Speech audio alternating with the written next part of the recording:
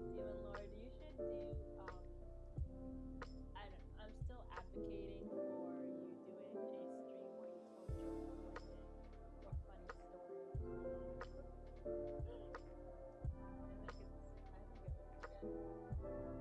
I think it would be good. Yesterday I watched a stand-up while I was drawing. Stand-up show on Netflix. The guy was from Iceland. And he was just talking about his life in Iceland and what Icelandic people do or say. Stream up, yeah, exactly. Stream up comedy. I don't know if there's that kind of thing on Twitch, but I think that could be really fun. I think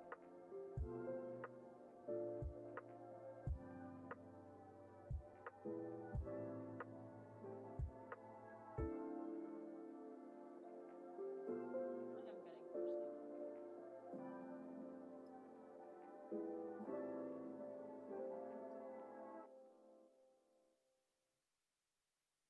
So later today, I'm talking to a very old high school friend, and she and her fiance, we're gonna have a video call, and we're gonna try to convince her to play D&D. So wish us luck. She's really against it right now. If anyone has any tips, feel free to let me know, because I'm gonna have to try to pull all the stops. So today is actually like a convincing day. She straight up said she didn't want to do it. She just didn't want to play. No, like it's just us. Okay, take care, Chris. Bye bye.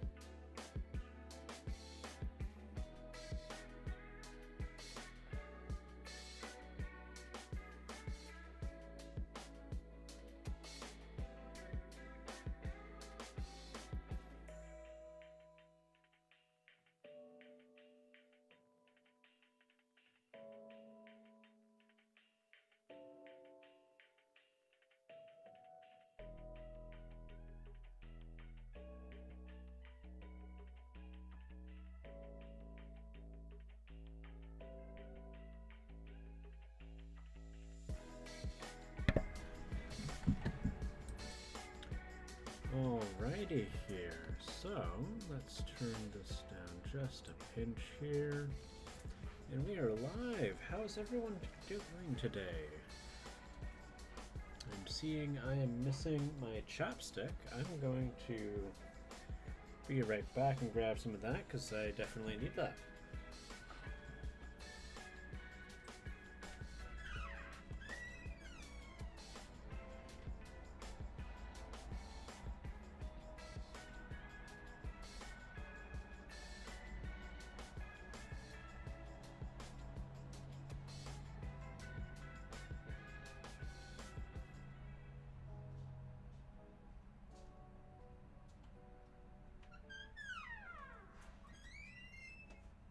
And with that, I am back.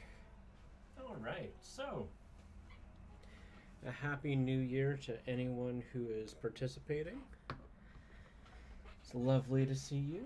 I hope, we have a better year, this coming 2021. And, yeah.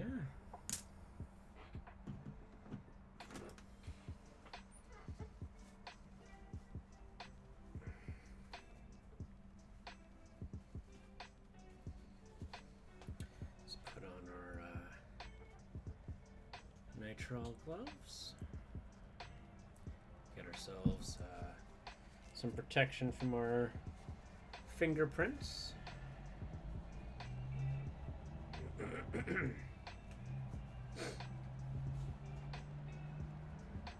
right.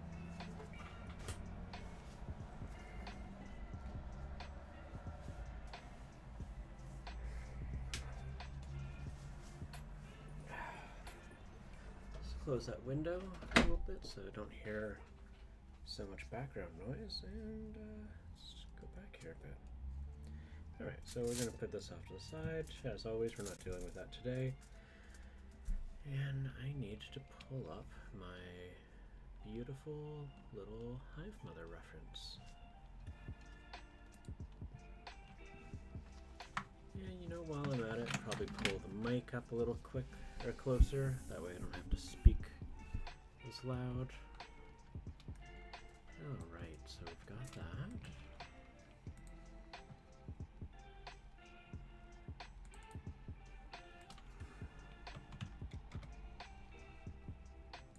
Pull that up.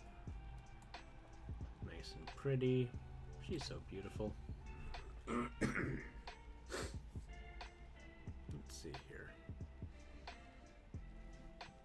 Sure, why not? Put that there.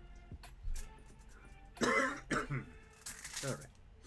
So, that's right, I was using a holder for this. I'd like to see if I can finish this piece off. Or at least finish the top so that I can cure it. So what I'm thinking of doing here is I'm planning on curing it and then sculpting the bottom to it. Just give me a little bit more to work with. Where is my holder? World's most prepared streamer. Let's see. Alright. Well, that is no good. So I think what I'm going to do for now is I'm just going to improvise, and I'm going to take this little glue stick here. And what we're going to do is we're going to just gently lift this up, and we're going to mount her to it.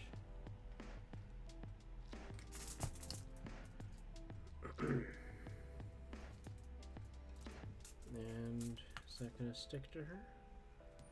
It does a decent enough job. And now I can be more light when I touch around the edges, and that's just to balance it.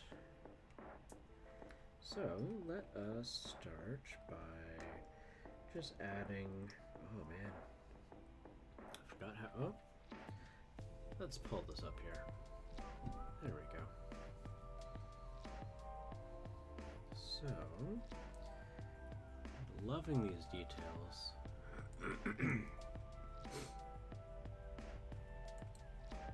Let's see, where's the sweet spot for the focus? No, not that.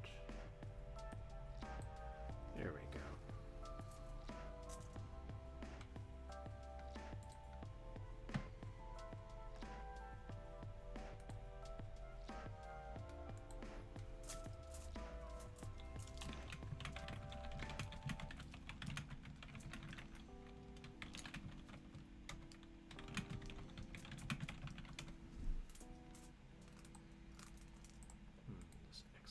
that so it doesn't chew up my CPU.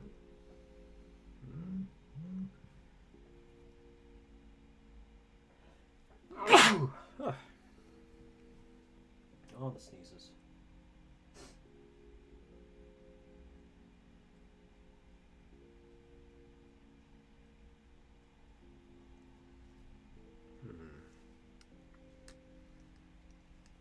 So I did the top there.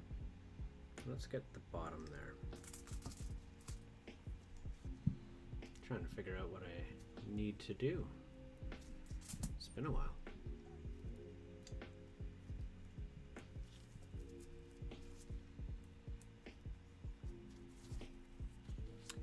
So yeah, yesterday I had some pretty bad allergies, so I had to take a break for the day. You know what? I don't think the gloves are necessary today. In fact, I think for the small bits, they're actually getting in the way.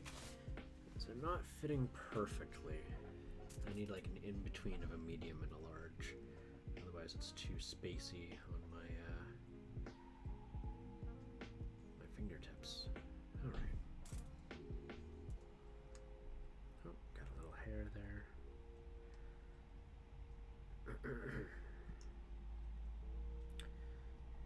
Nope.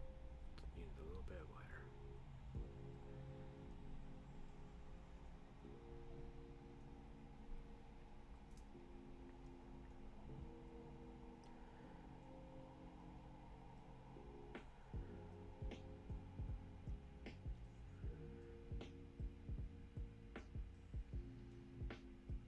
I feel like this eye probably needs a little bit more lid there to hide the fact that the eye is a little misshapen.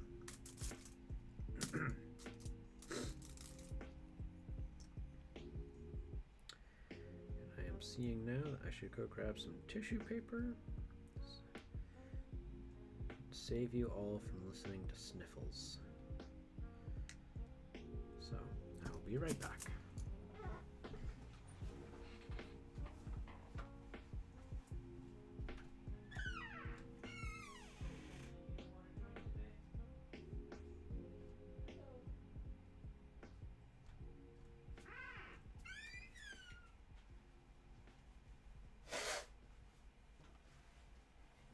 There we go.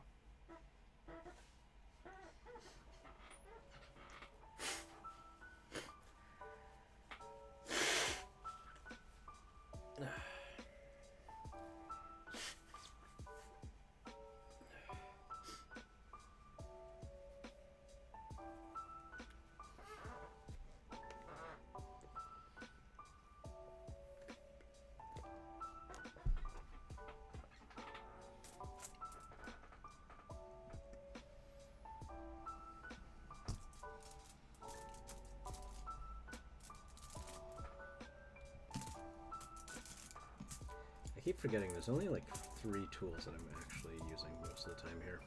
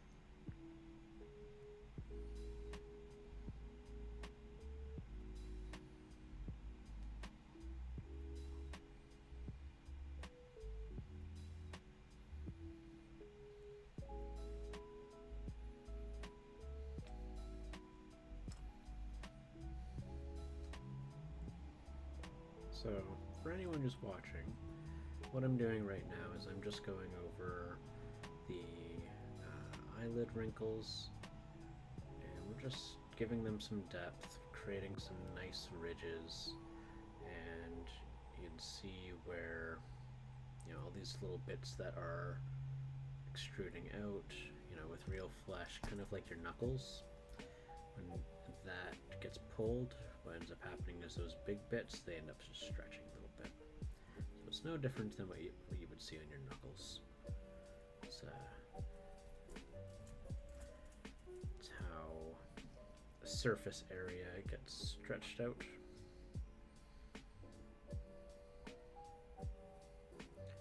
You can see here, this little bit here looks just like a knuckle. Let's see here. I'll see if I can focus that in closer for you guys. There, see? Looks just like a knuckle.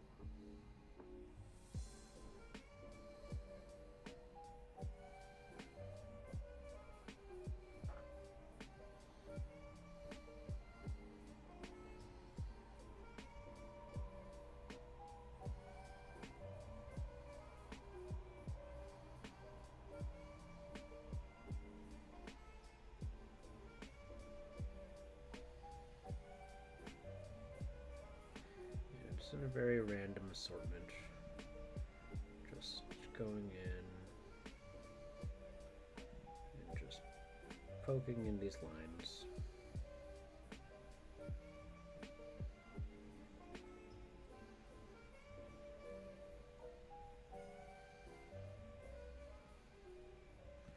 You can see here that this little bit,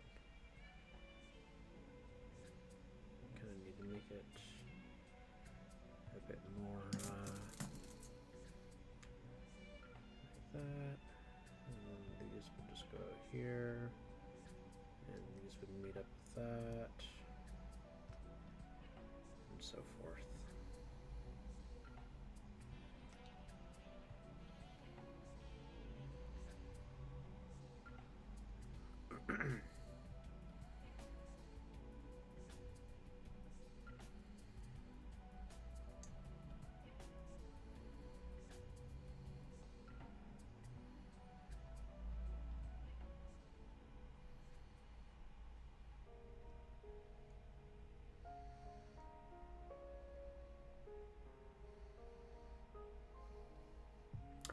Oh, Shay, Happy New Year to you.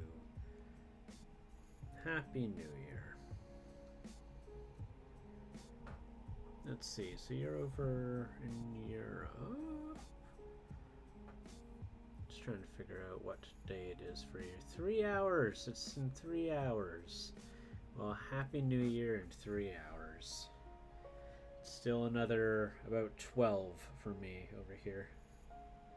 It's lovely to see you, Shay. I'm just sculpting some wrinkles. Let's see here, I'll get this a little closer here. So we're just going over and making wrinkly bits. Kind of looks like a knuckle, is what I keep trying to compare it to. Something a little more safe for work. Yeah, just all these little wrinkly lines.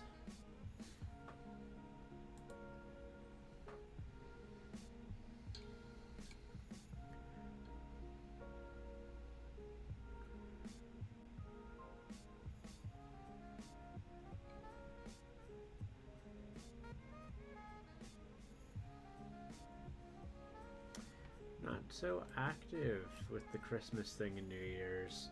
No, that's fair. That is totally fair. Like, you're not active with sculpting, or you're not active with keeping up with people's streams. Either is totally understandable.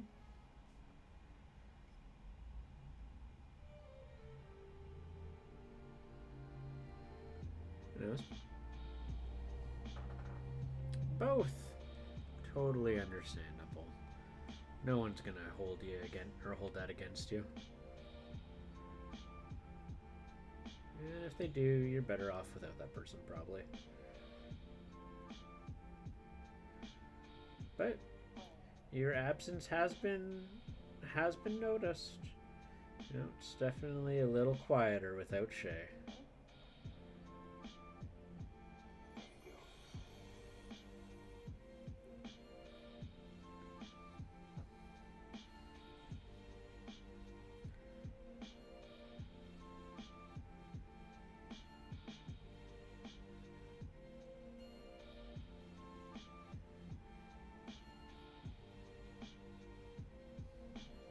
Oh, no worries, Shay. It's all good.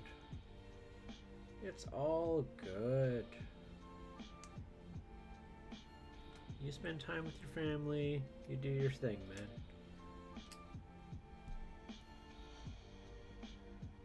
Alright, so those ones are done. I'm very happy with how this is turning out so far. It's looking much more better. And that one's done. Oh! Thank you there, Mia! You raided. Oh, and I'm covering the raid icon. Look at that little Viking. There you go. Hello, hello! Nice to see all of you. I found a more safe for work description for the wrinkles. They're kind of like knuckles.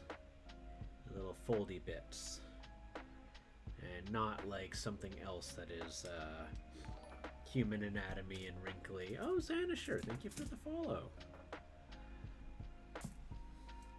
Yeah, I'm not painting today. Today's a sculpting stream. My apologies if I made it sound like today was a painting stream. I'm going to just tear this here off. I'm going to start that one from scratch. Ow! Son of a gun. Stabbed myself a little bit.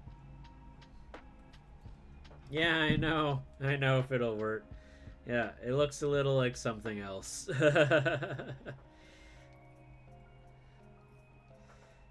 No, you gotta call your doctor if you find eyeballs down there. Yep, nope, just tore its eye right off.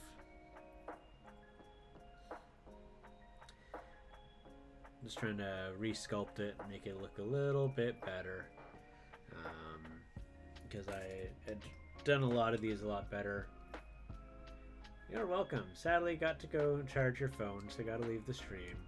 Oh, it's a little bit of sculpting out of a bit of accidental stabbing. Yeah, the thing is, because I have a knife guard for this, right?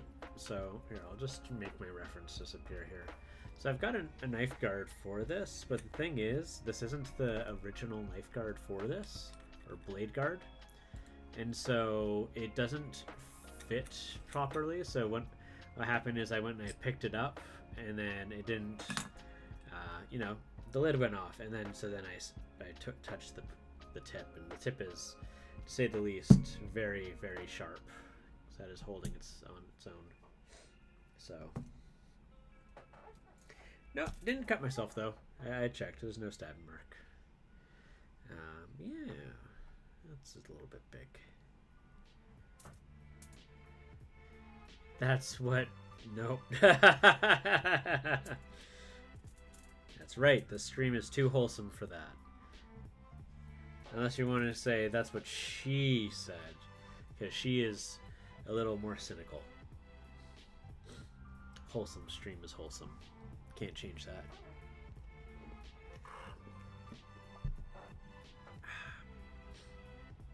Yeah, just got myself a berry smoothie in the background here.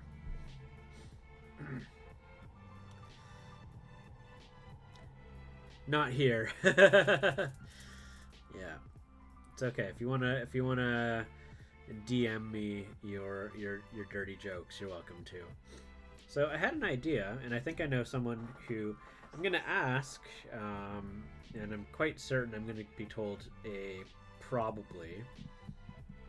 But I was considering, because there's a couple of streamers that are just fun to hang out with in general.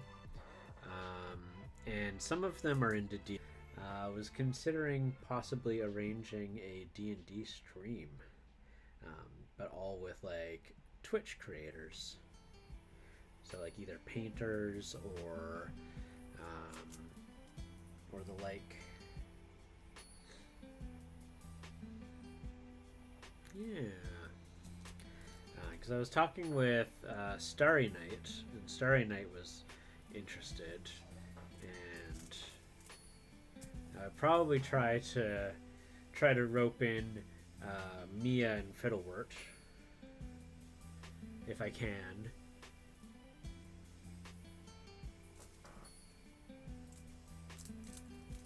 But still in the concept phase. Nothing is certain. It's just I had a thought and I was like, this would be fun. I would like to do something like that.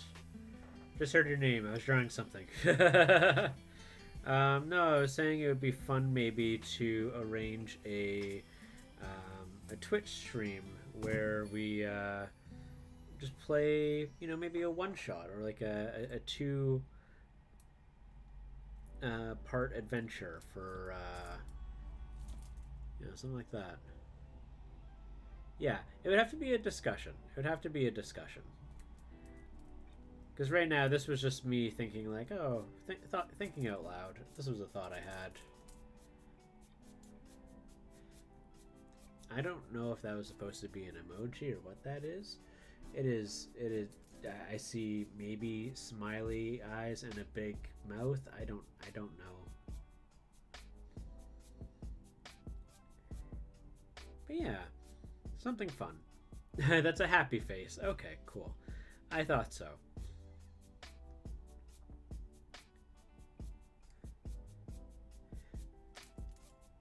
One shot is def doable. Yeah, it would have to be something like small. Like I wouldn't want to do it on something necessarily on the regular. V fingers, like this. I see.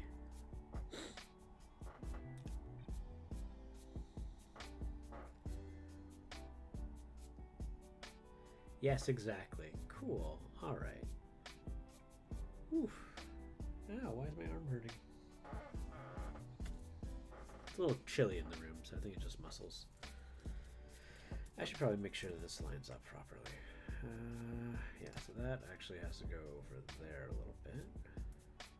And if I do that, then that's good. But those eyes are a little misshapen. And oh my goodness, what is going on with those eyes? Oh, that's right. This is technically off center in the first place. It helps if I do things on center.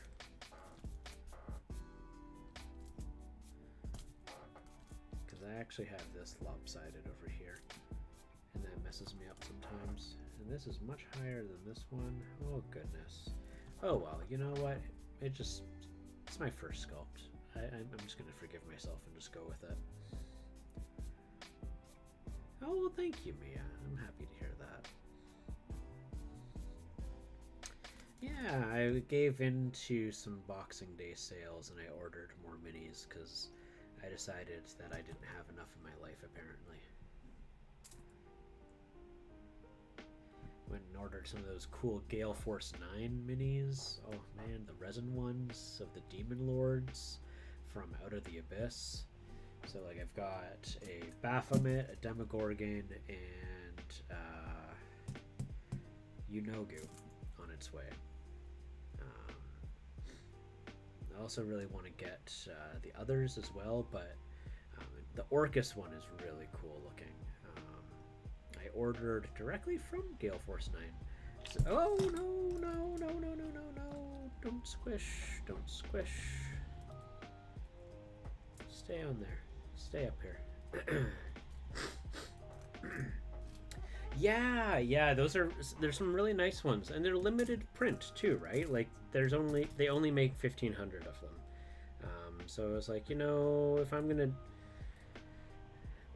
gonna order them, I'm gonna check their site out, and I looked at their website. It's only $10 shipping to Canada.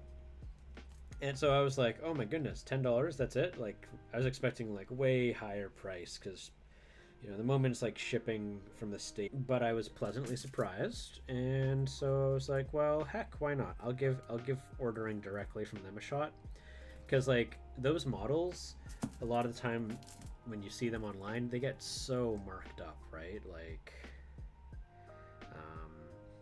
and like I want to paint. I don't want to like pay a scalper I don't want like the model that is supposed to be $50 to be like 100 something. So, and I mean, I've painted one of their minis before. I painted their Hill Giant. If you guys want to take a look, I can pull that out. That was, I'll pull that one out. That one I did a long time ago. I did this. Let's see here. Where is he? There it is. There's a lot of things I would do differently now, but for the most part, I don't think I did a terrible job. I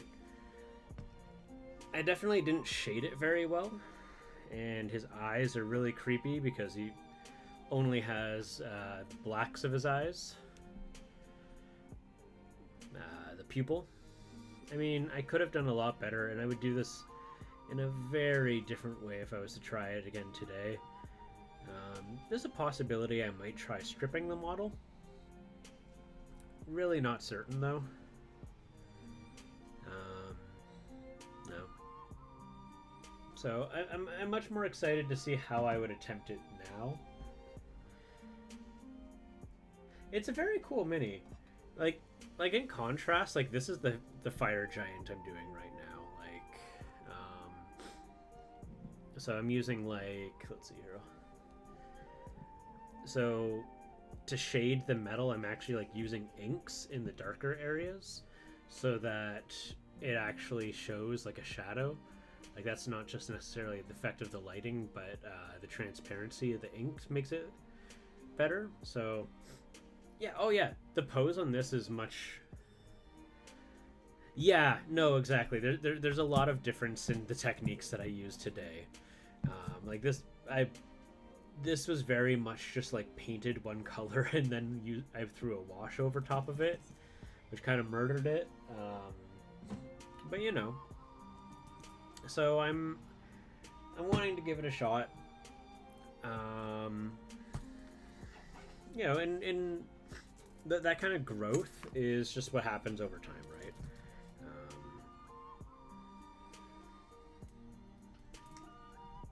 Because I look at models like that, and sometimes I kind of feel disappointed at it. And I was like, oh man, that was such a nice model, and it was like a limited print, and I did kind of meh on it, but I mean, I didn't do terribly on it, given the amount of effort that I was putting into it. Like, that's what it was. It's a reflection of the amount of effort and the knowledge that I had at that time. You know, so...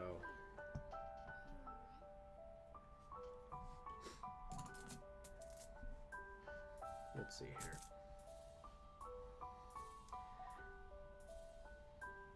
I think all artists go through something like that. Like me, I imagine that like when you look at your older stuff, there's probably a similar feeling of like than a gray statue.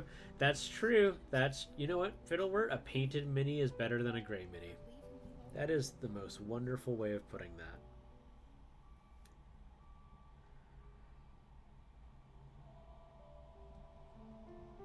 Oh, 1 second, guys.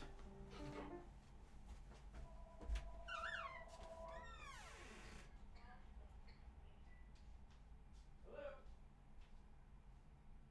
Oh, okay. Can you leave it in the post office? I'm still occupied at the moment. Yeah. Okay, thank you so much. I appreciate that. I'll come back in a couple hours for that. Thank you.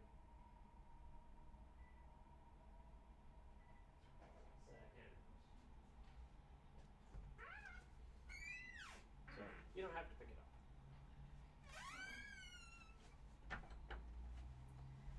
That was Canada Post.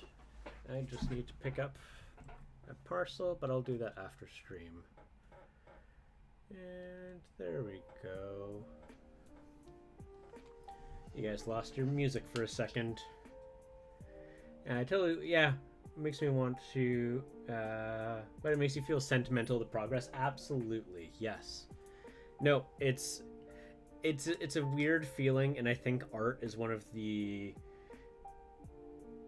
only fields that you're gonna find it in this kind of degree, where it's like that feeling of it's a complicated feeling to describe. It really is. It's like a sense of accomplishment, and at the same time, like, not quite failure. Failure is not the word I want to use, but it's a feeling that's similar to it or reminiscent of it.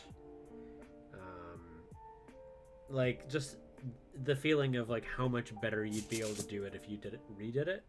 And actually, some of my old models, I am going to be stripping the paint off of them, and I am going to be repainting them. I have a lot of beef with Games Workshop, but I actually have a bunch of old Tyrannid models that I kind of want to repaint. And so I'm going to be doing a series of Tyrannids that are going to be a before and after. Because I really do like a lot of those models, and I think they would make for cool like aberrations for like a D&D game. So it'll be fun.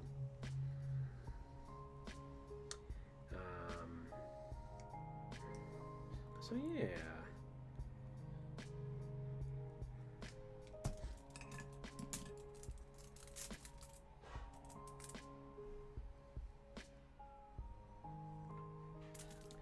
Photography is your day job. Oh, that's right. I think I remember Mia mentioning that you do photography. You probably do a lot of wedding photography, is my guess. I know that's a very, there's always demand for wedding photography. It'll never be good enough. Just slightly better than before. Oh man.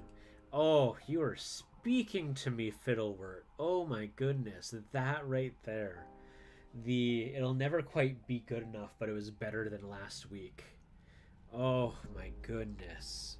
Oh, that screams my mood about my mini paintings, because I'm always comparing myself to my peers. Because that's how you grow. You look at how you observe how other people approach certain things, and that's good. But at the same time, it can potentially lead to a feeling of like lacking in somehow. Commercial promotional photography for a university. Interesting. That's cool.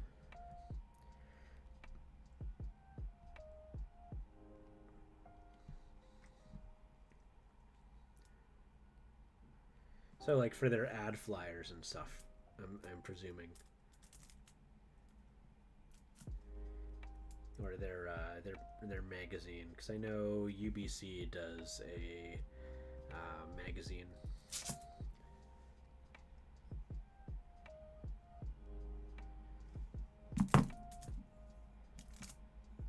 That's very cool, though.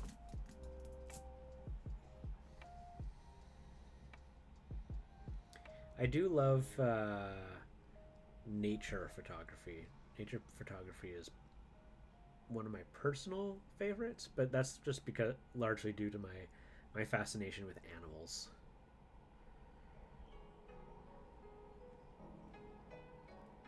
For print designs and their website and promo vids. Oh, that's really cool. You totally work in what do you call it? I guess commercial is technically the term, but there's another word I'm looking for. Yes, that's how it started out. Oh, that's awesome.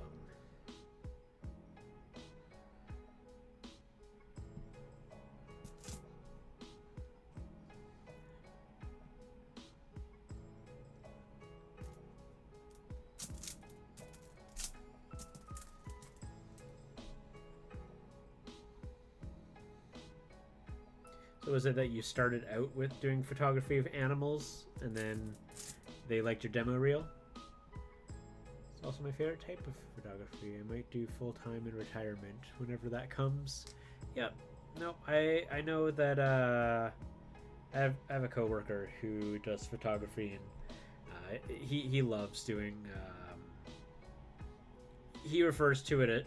He calls it hunting photography because it's a shoot, and he likes his puns.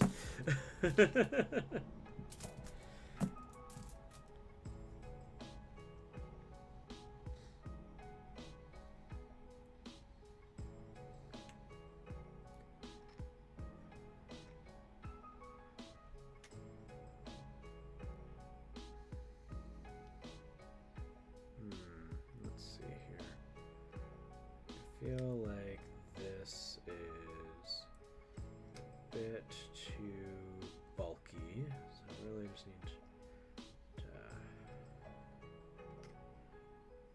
smooth this out a lot.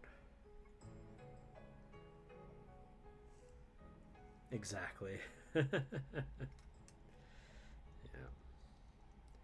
All his equipment for his shoot.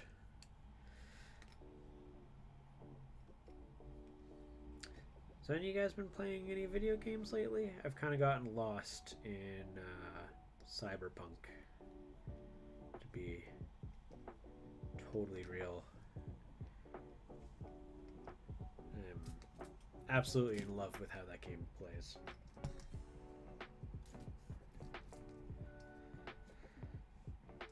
Although I'm aware of a fair bit of bad press that it's gotten. I don't know. I think the gameplay for what it is, the options that they have available. Red Dead Redemption 2? Nice. Nice. That game's remarkable. I haven't played the second one. I've only played the first one. But to me, that game really like changed what Rockstar was to me.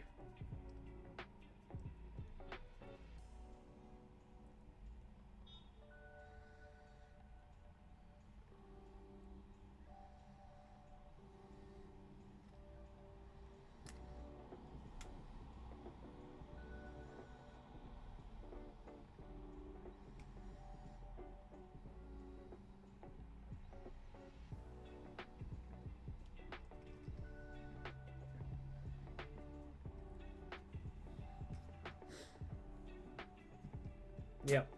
No, exactly. That's kind of how I feel about it.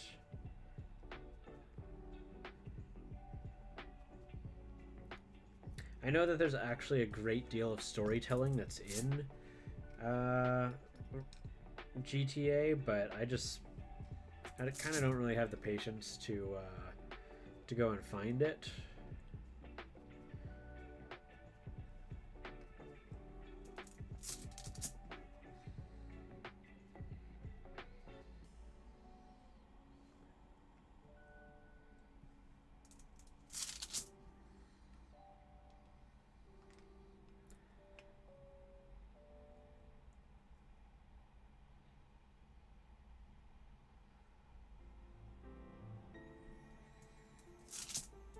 It's a masterpiece. It's a masterpiece. It really is really cool though. Like it's remarkable.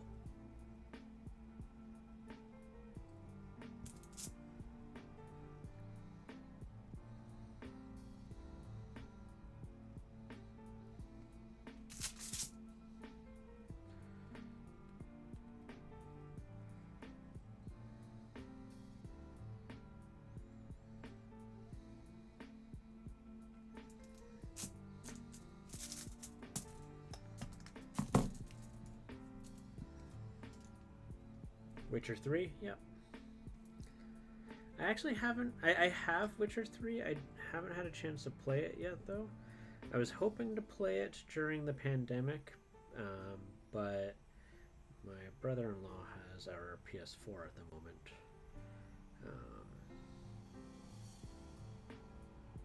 And that's the console that I happen to have The Witcher on. So I was like, heck, oh well.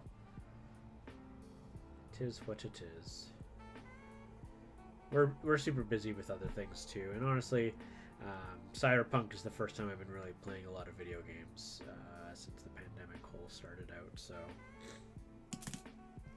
hasn't really made any difference.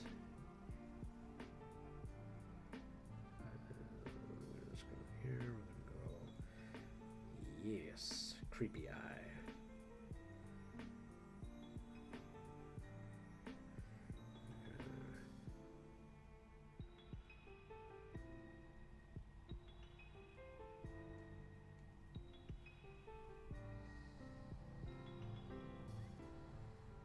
Yeah, no, what is it? CD Projekt Red, is that their name? They're in a lawsuit from their investors. So I'm hoping apparently that they'll be able to survive that lawsuit. Because I personally have been really enjoying Cyberpunk. CD Projekt Red, is that it? Yeah.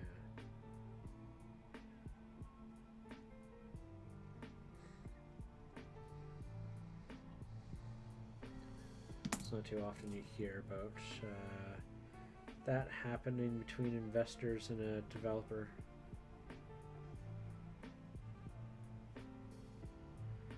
Not to this extent, at least.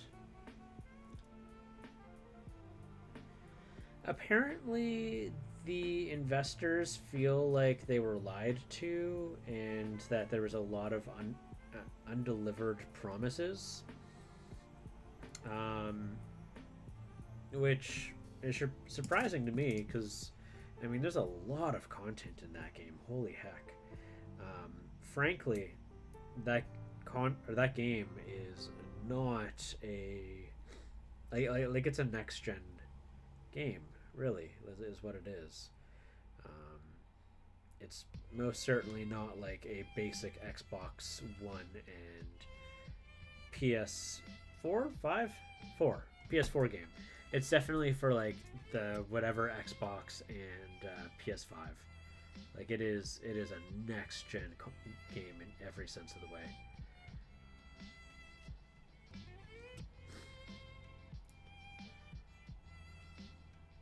I have no idea. Okay, have a good one, Evil Demon Lord.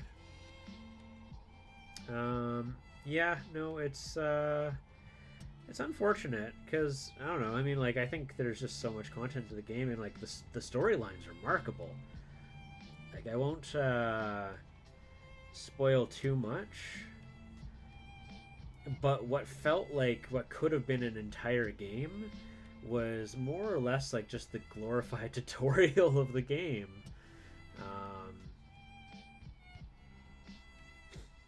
Like I found out that the 20 or so hours I spent in the game was just the beginning.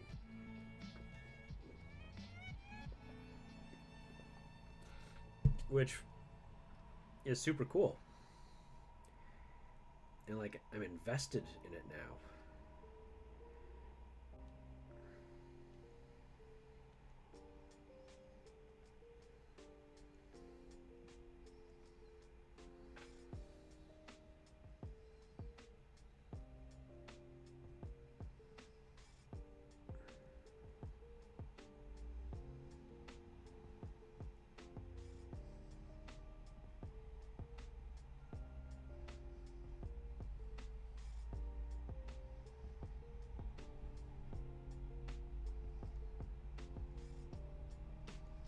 But I think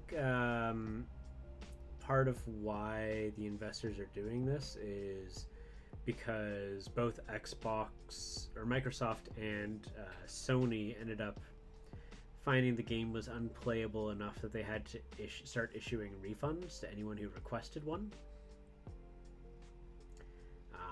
So while the game made bank on its first day and covered all expenses from their budget, they ended up losing all that money like right away. So, and that doesn't typically happen. So yeah, I don't know. I don't know what expectations people had.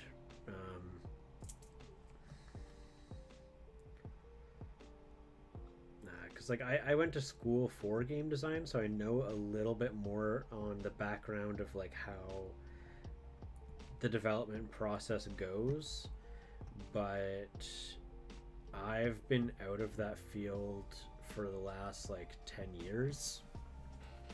So what is like 10 years in the games industry is may as well be like a lifetime. Like I don't know anything anymore.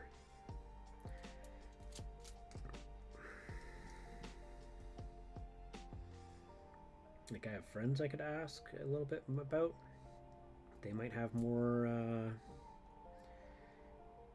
no say and know-how than I do on the situation, but given it's an American company, I don't think I know anyone who directly works there.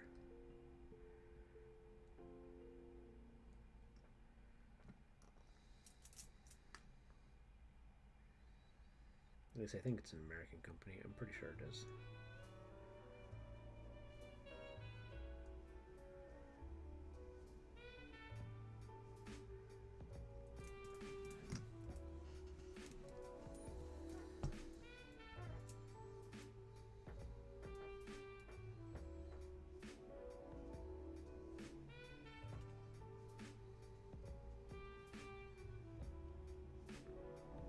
But if anyone's played the RPG Cyberpunk, please let me know, because I have Cyberpunk 2020,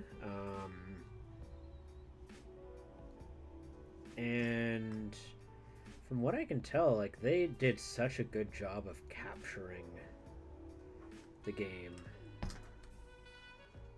Let's see here. I'm gonna go in here.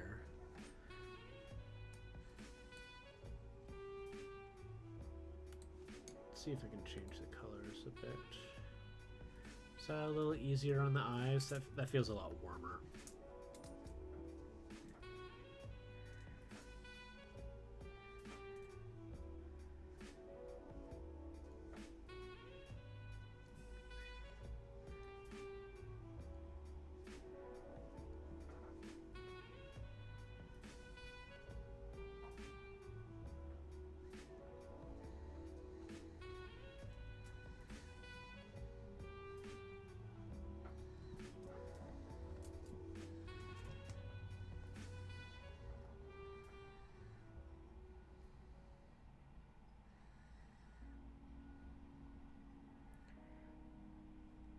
Personally, though, I think one of the biggest challenges in terms of investors is you're going to find a lot of the time people who are not familiar with video games end up investing in the games industry, and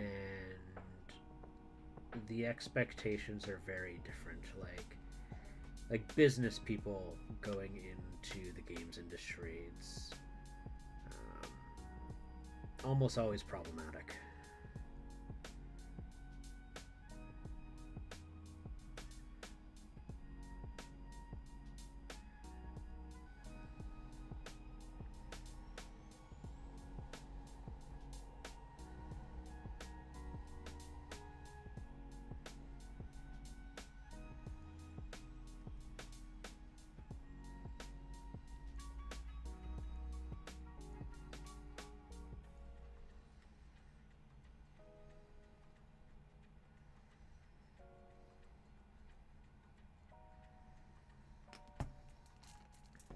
Okay. It seems like a messy business. Yeah. Enjoy games that are crowdfunded or smaller indie games. Have you heard of The Long Dark? The Long Dark. That name's familiar. Let's take a look here. I need to start pulling up references anyway, so I can look it up. The Long Dark. Oh, I've seen that image before. It's a survival game.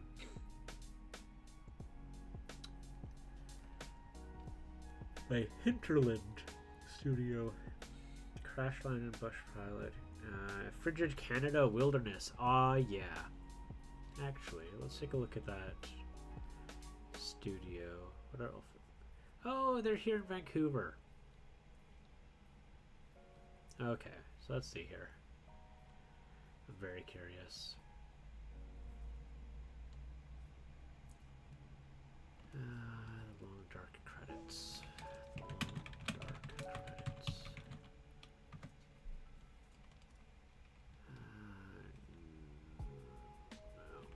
Oh, here we go.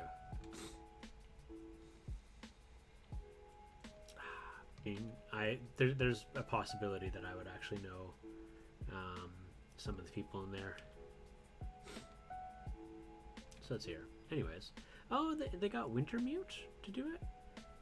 Interesting. Neat. I like that a lot. I need to look at wrinkles. Let's go with eye wrinkles. I want to see images of people's old wrinkles. So yeah, that's a nice one. I like that. That's good. Let's get some mouth wrinkles in there too. Yeah, I want to see all the wrinkles.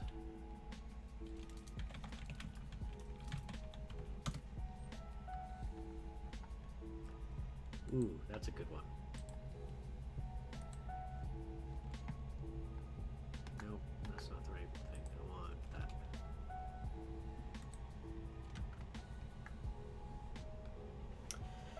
Alright, so.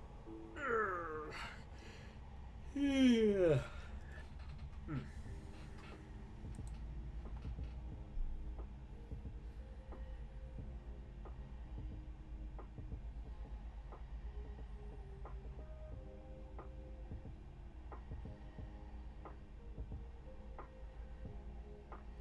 Oh yeah, for survival in that, yeah. You can't have it all. Yeah, no, getting wet, like you have to stay dry. You have to stay dry or you die. Especially if you're wearing cotton. If you're wearing wool, you have more flexibility on that because wool will continue to insulate when it's wet. But besides that, yeah.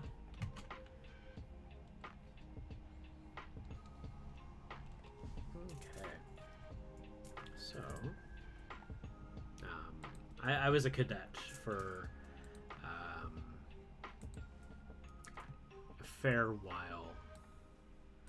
Not a long time necessarily, but I was in Air Cadets, and there's some good survival training in there. I want the mouth wrinkles. Let's see here. So seeing some mouth wrinkles like there. Yeah, get a little bit of that.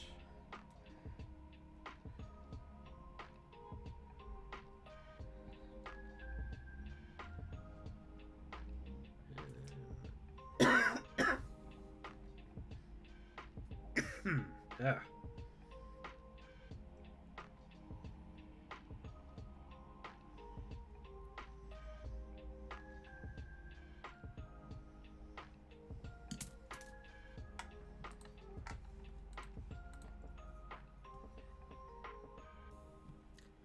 Yeah, thank you. I'm excited to get to paint this. Painting this is going to be very exciting for me.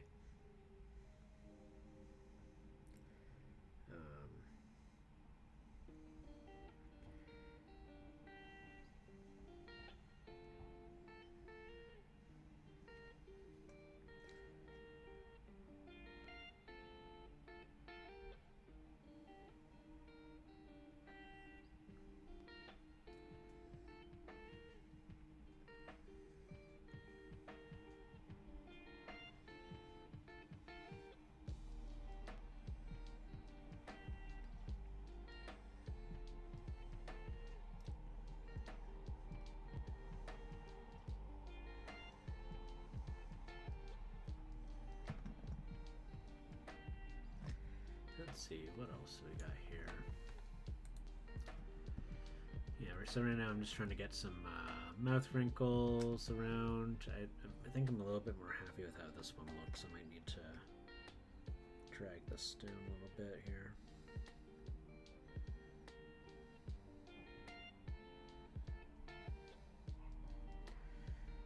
Like that. Do I need to bring it in a little closer? Probably need to bring it in a lot closer actually. So just take that out entirely. I think what I'm liking about sculpting here is that with these rubber tip tools, I'm essentially able to erase anything that I do. So if I'm unhappy with something, I just erase it. I don't really get that option in painting. Okay, so we got that. Let's see here.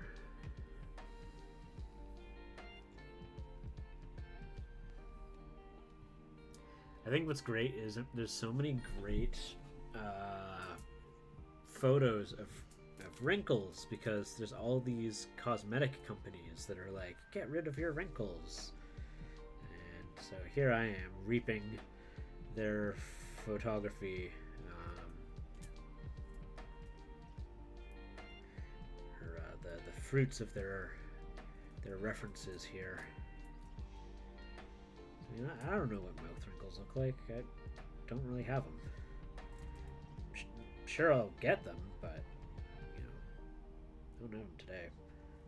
So what I'm seeing here is a lot of wrinkles that go like all the way to the lip. See, I didn't really know that your lips get the wrinkles, which makes sense because I mean it's more skin. It's just a different type of skin. It's soft tissue, which only appears in a few places of your body.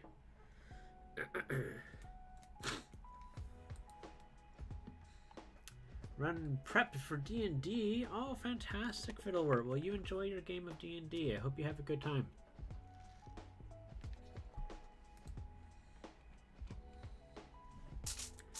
Let's see, so there's that. I got a couple of ones.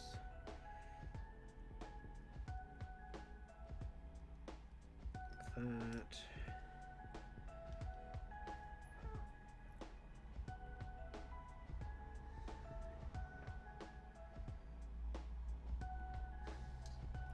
See, I actually really like that one right there. It feels right.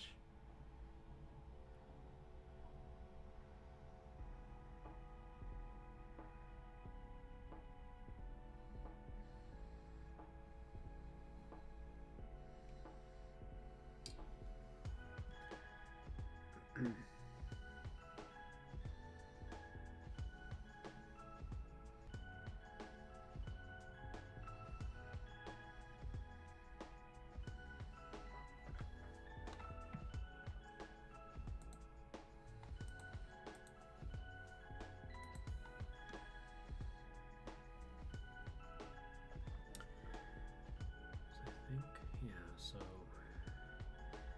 that's a great wrinkle right there. What do I have in the reference?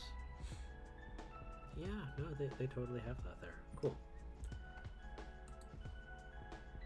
So I actually want to get one from the nostril right there, because if we look at our little reference here, we can totally see that from the lip to like the outside of the lip to here.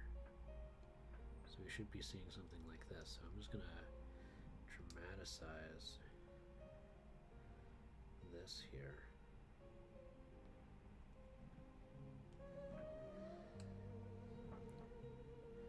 That might be a little close. Go here. I'm gonna roll this over.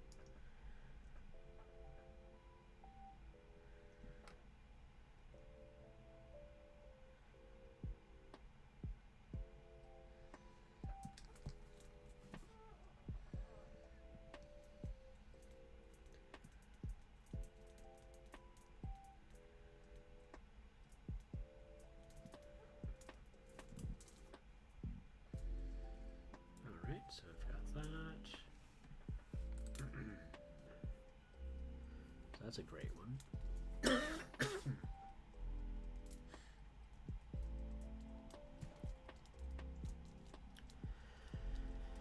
What else we got?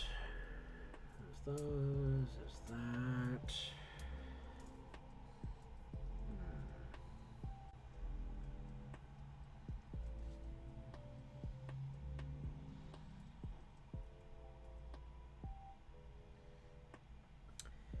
I guess I can smooth out some of these. I don't quite them need to be so intense. But there is technically one right there. Do you have to wait long for the sculpture to get hard? I actually have to bake it in the oven. Yeah, because I am using a polymer clay. So this polymer clay will get hard, but only if I put it in an oven to cure. So what we're going to do is we're going to deepen this recess here, because I can see that this is not technically deep enough. So I have to bake it for about 20-30 minutes probably, due to the amount of clay I've got here. And yeah, so I don't have to fight against time or anything. Yeah, no, I'm super lazy with this. This has been taking me like 2 weeks.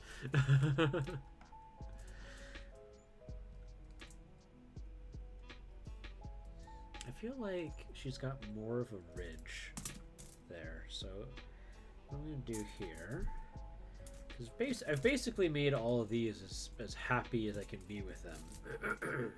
So right now I'm just really trying to emphasize some more of the character here. Are you not playing in Fiddleworth's D&D game? I guess you guys have a different party.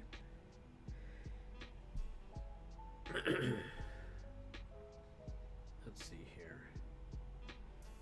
Yeah, so what I'm going to do is I'm going to take that.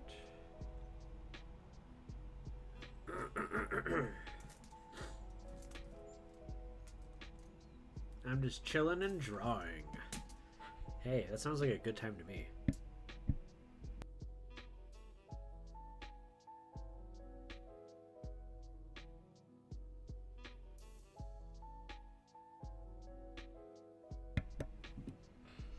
I work today. I work in 3 hours. I'm not looking forward to it. Let's see here. Nope, that's the wrong tool. Oh, that's all good. Hey, you know, I mean, you do what you gotta do. No one is obliged to spend time here with me. But it's always appreciated when you do.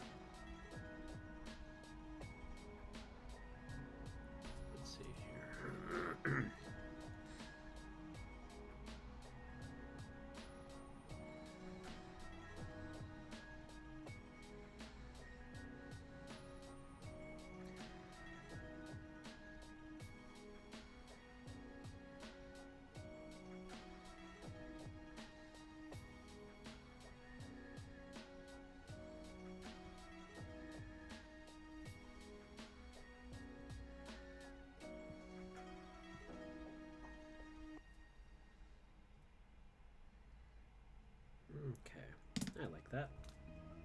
I think that looks much more pronounced. And we're gonna take this and we're gonna smush it down just a little bit. Come on.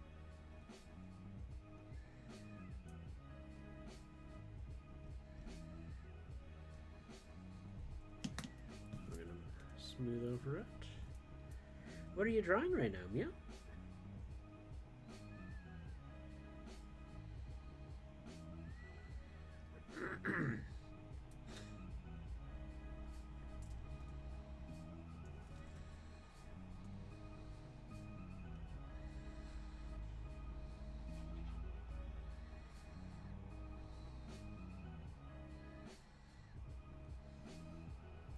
Some skulls, nice. I'm always down with skulls.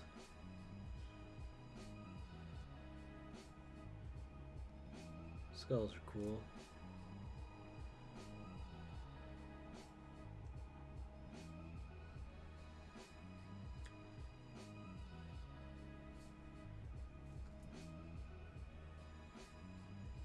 Do you have like a store on Redbubble or?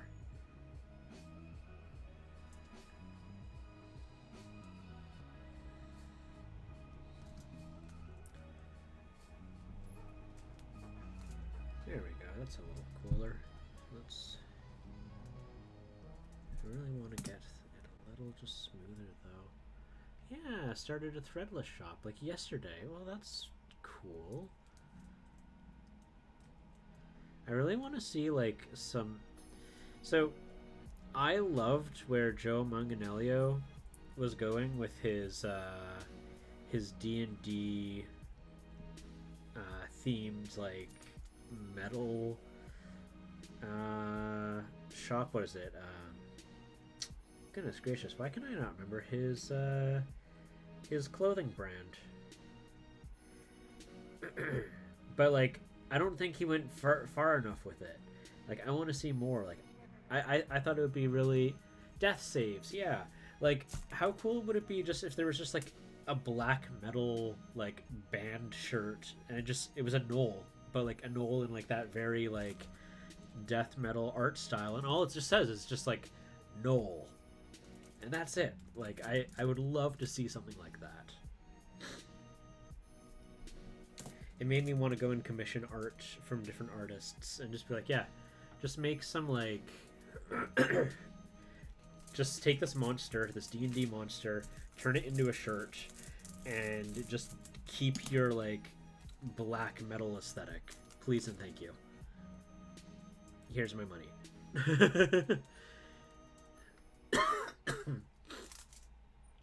No, I absolutely want something like that.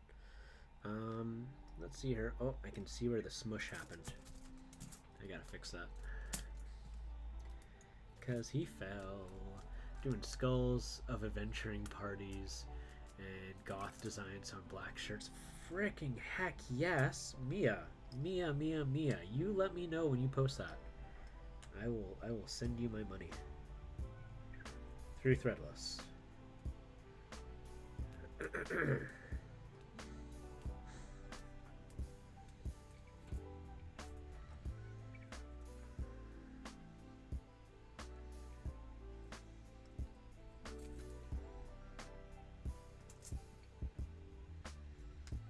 Oh, I still need to do this eye. This eye's really bad looking compared to all the rest.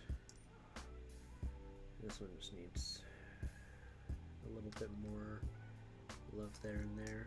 Okay, so I'm not done those parts yet, but that's okay. Okay, so that looks much better. More browy. I guess it's a little softer than that, so I'm just gonna...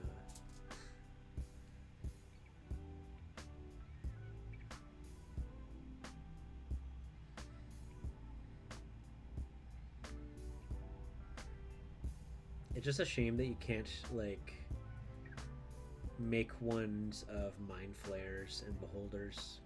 You can do aboleth, but you can't do mind flayers and beholders.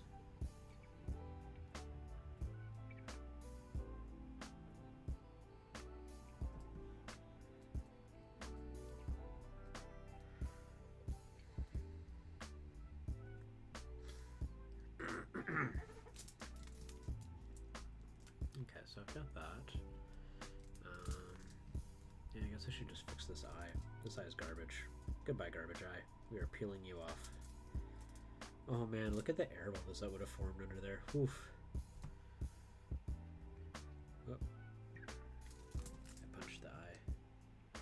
don't punch the eye. I guess that's exactly what you want to do if you're a monk. You just want to punch them in the eye.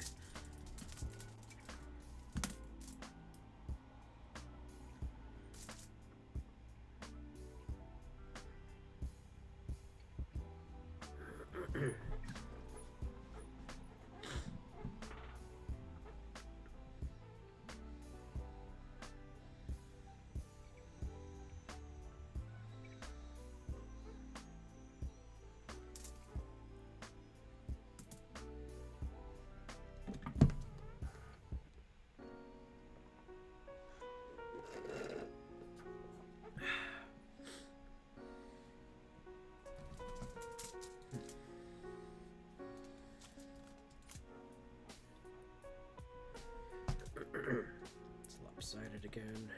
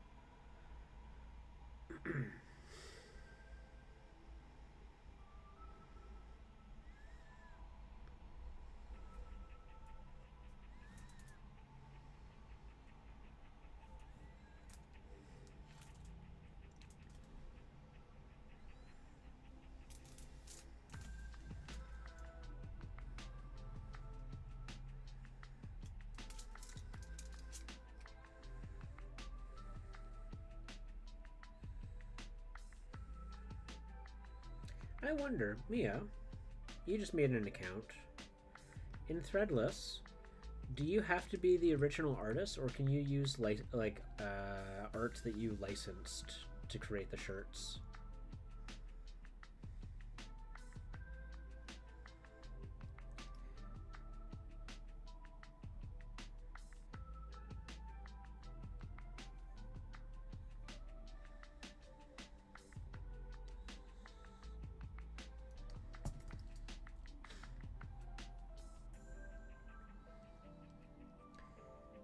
Because you're doing exactly something that I've considered doing before. And I was like, do I have to be the original artist? Like, do I have to use Redbubble? Because I don't really want to use Redbubble if I can avoid using Redbubble to make the art. But yeah, exactly. Yeah, I was thinking about, because I don't have the artistic ability, but I have the ideas, and I would like to commission and get commercial licenses to be able to do some things that I think would be pretty fun, or at least make the content I would like to buy at the very least.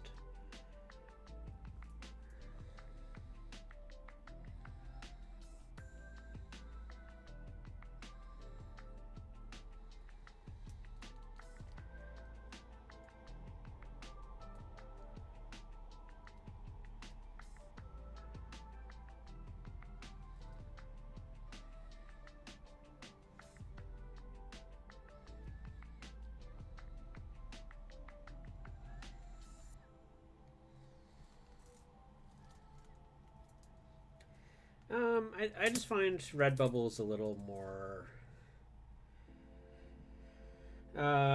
like renowned for re-uploaders and art thieves, and I'd just rather like not use them if I can avoid it.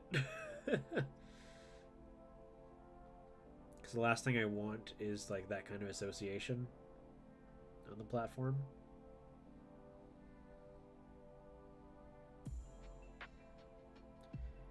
Where people just like steal images offline or online and then re-upload them and try to make a quick buck. It's not very cool. So whereas like Threadless is a lot more renowned for just like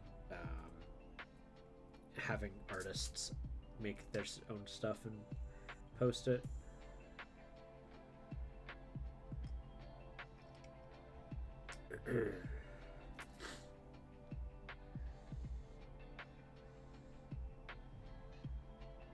But like at the same time, I mean, not everyone on Redbubble does that, and there's also like the ability to make like stickers or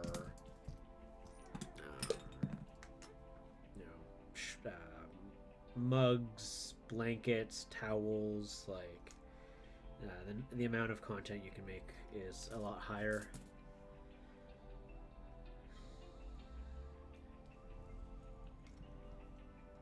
But from what I understand, they take a pretty high cut. My partner's made Redbubble stickers.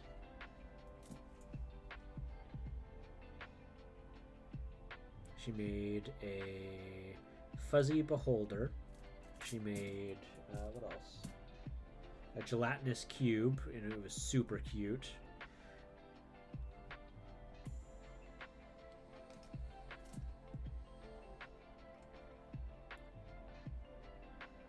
Everything's like glittery and full of stars. It's just super like in your face, offensive cute.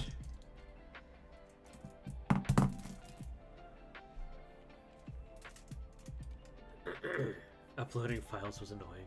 Here, let me show you. Redbubble.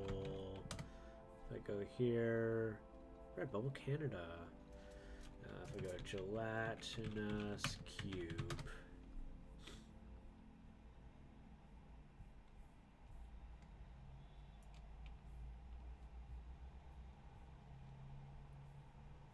Let's see here. Which of these is hers?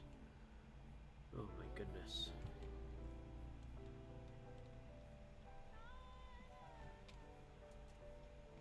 I go like that. Is that gonna, if I make it just stickers, is that gonna be easier to find?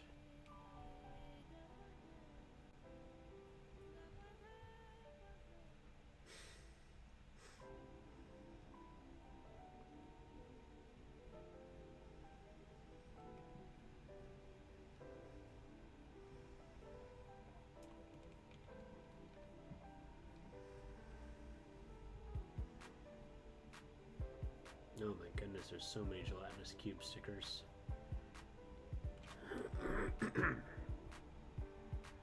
Okay. So there's like 180 of them.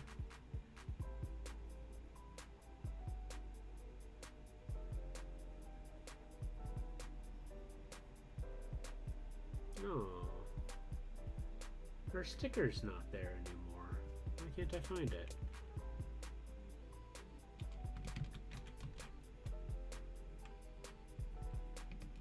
Okay, what about fuzzy beholder? No, just beholder? I feel like she took down her shop.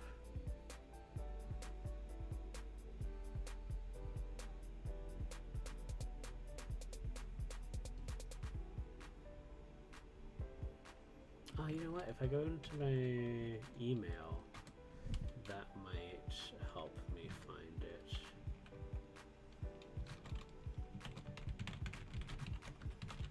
So I want to share these. These are really cute looking. And she won't promo herself, so.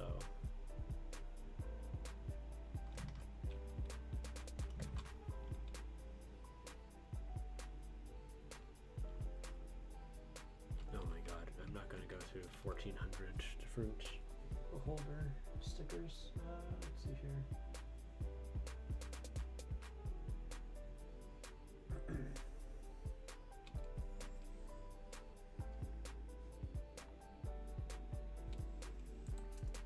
Red bubble. There we go.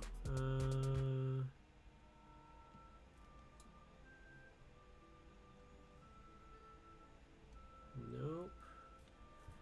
Ah, heck. Nope. Yeah, her stuff, I can't seem to find it.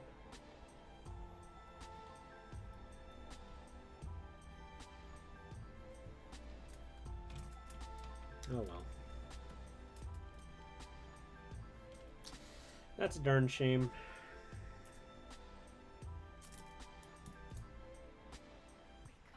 I can send photos of them later.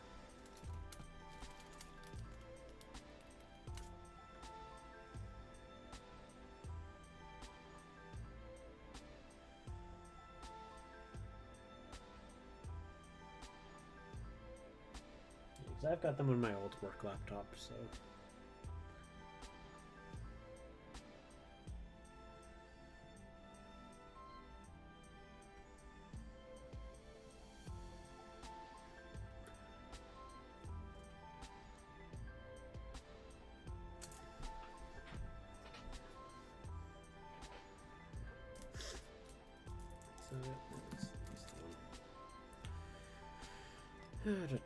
Da.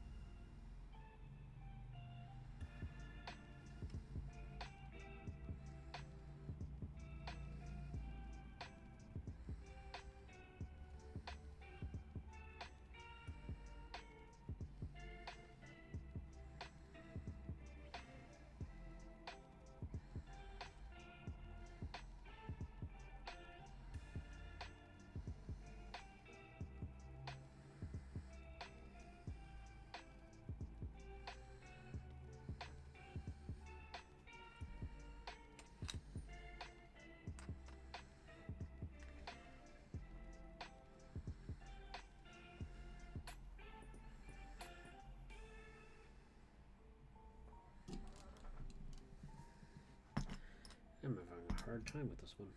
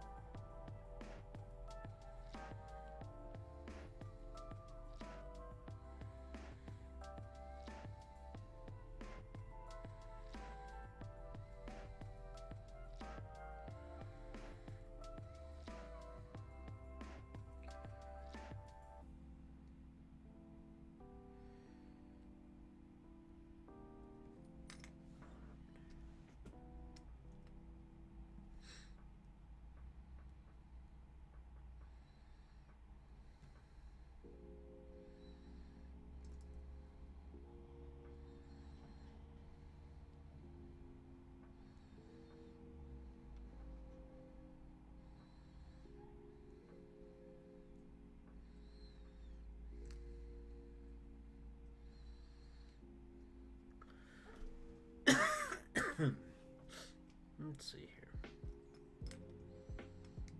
Looking good. Can't help but feel like I should redo that one. I've already done all the eyes almost. Part of me doesn't want to redo them if I don't have to.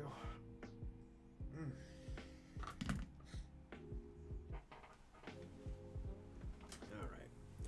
So I gotta come up with some way of adding some cool texture to this. Because there's a whole lot of areas that are just super plain and soft. You know, for example, all of these things. Like, there's just all these areas that, frankly, will not be very exciting to paint. So let's pull up our reference again. So, let's see here. It's not a whole lot except for wrinkles. As a drawing, it's relatively smooth. And there's, you know, there's a few wrinkles here and there. You know, we can emphasize some of those. Here we go. So, like, maybe I'll grab this one. You know, so there's a few that just go off to the side, and there's, you know, it's these seamlessly, you know, uninteresting wrinkles, and you know, they're kind of cool. Again, just kind of gives a bit more shape, but it's not very exciting. Well, it might be a bit more fun, because it doesn't really show up very well. I was considering doing like saggy skin, kind of like on a bulldog or like a pug, but we've got all these like goopy bits down here, and this seems a bit more exciting. Yeah, so I'm trying to think, like, how do I incorporate these goopy bits into being you know, part of the model, making it interesting.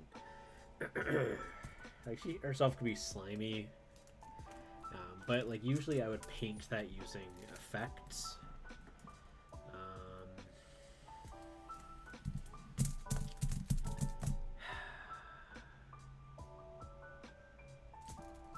How do I go about this?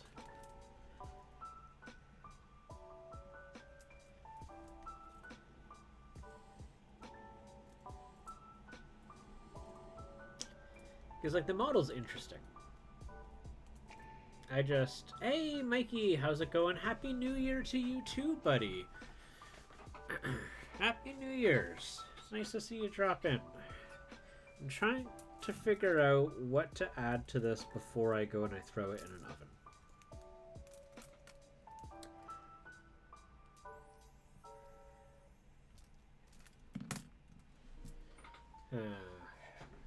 Yep. Let's see here.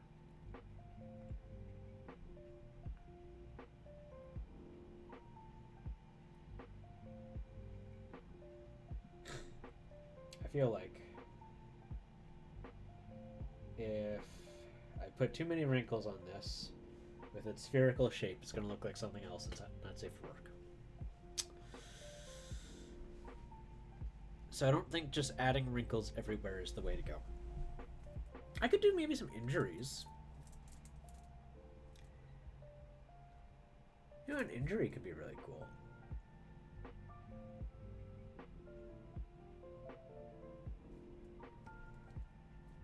Like if I were to say, like, you know, actually this is kind of cool. Okay, I'm starting to get some ideas. I actually like the idea that there's actually maybe a little bit of structure to this shape. So I'm gonna intentionally, like, these little bits, I kind of like that. That's kind of cool.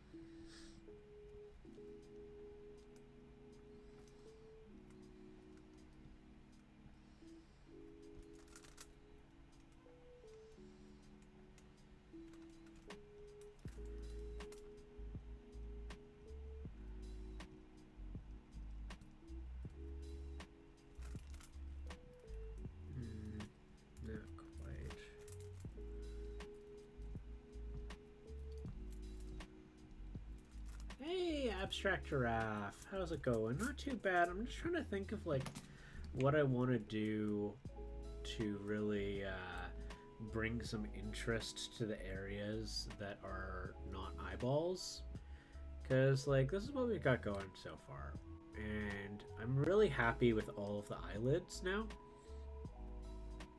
except this one's a little small, but it still looks cool. This one needs a little bit more touching up. Maybe while I'm thinking about what I do next, I can fix this one up. You know, the whole thing is actually kind of ugly, but this one's really small.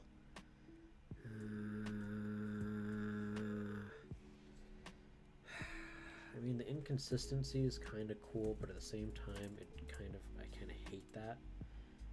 And this one is still so much higher than the other one. What do I do? See, it looks right there, but then when I rotate that, it looks so much higher. Is it because of the lopsidedness? Because I do know that this part's lower than that part. You know what, here.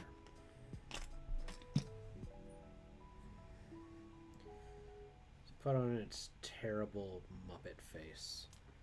Okay, so it's like that. So I have to keep in mind it's actually more like that. So I guess that's okay. I don't know. I don't know what I'm doing, guys. I'm not going to pretend I know what I'm doing here. I'm not a sculptor. I am a painter. What do I want to do? Do I want to put in weird veins? Would veins make it kind of cool?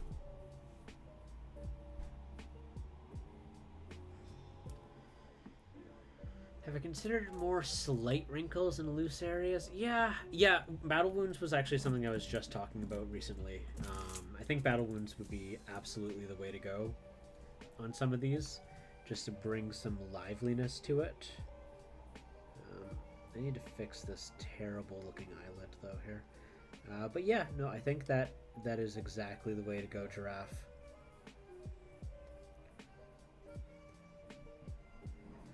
Am I like way too close? I can't tell.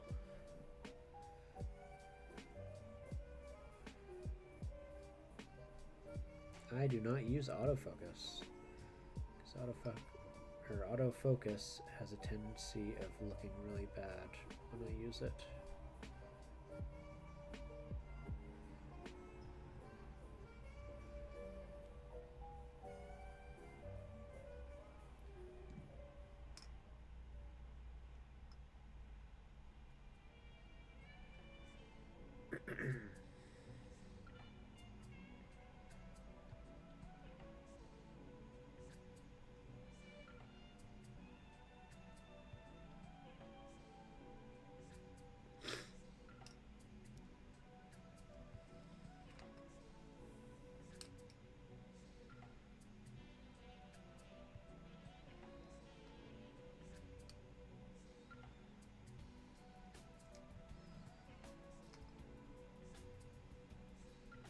Yeah, I was talking with Mia earlier, their Giraffe, and I was saying that maybe, like, I was considering making it wrinkly like a dog, like a pit bull or a bulldog. But then I kind of thought about it some more, and I think if I make this whole thing too wrinkly, it's gonna look like another piece of anatomy that I kind of don't really want it to look like. So I've opted to veto that option. And battle wounds seems to be the way to go. Yeah, it's not that kind of stream. Not that kind of stream.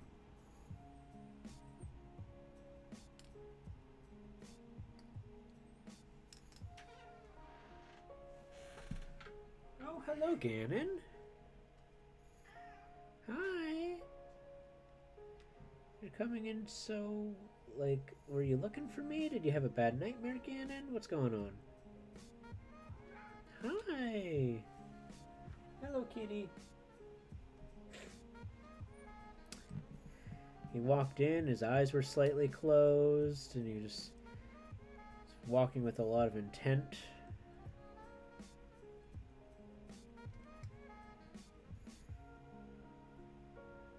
I think I placed a hand here.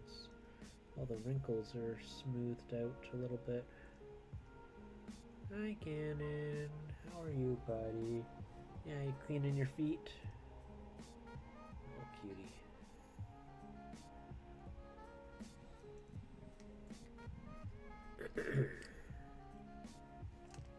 It's very bright, but I assure you Ganon is here.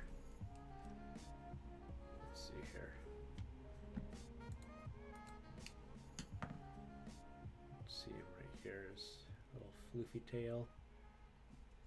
You come over? You say hi?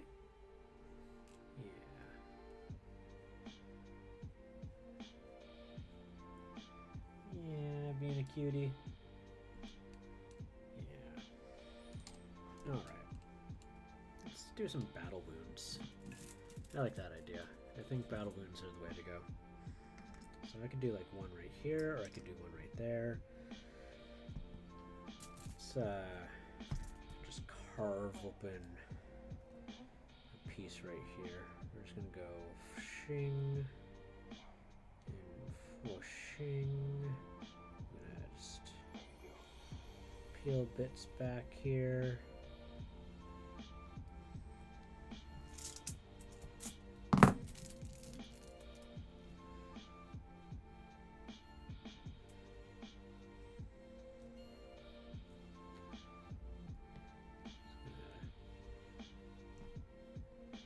Take out bits like that.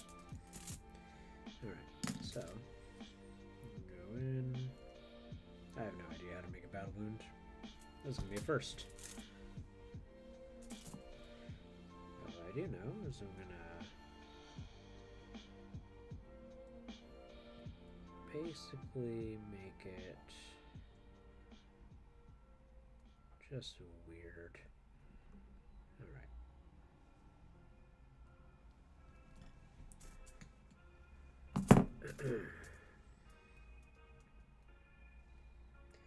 First for everything. So, for our battle wound, we are going to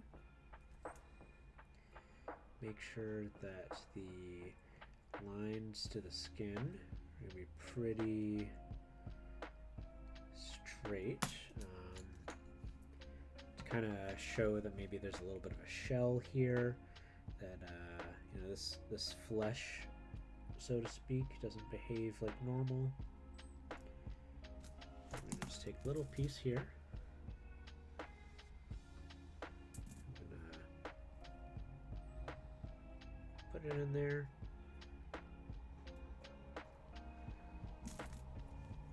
I'm just going to smooth that out.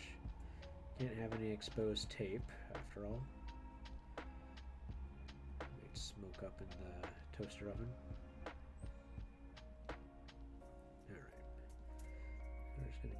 Really push into here.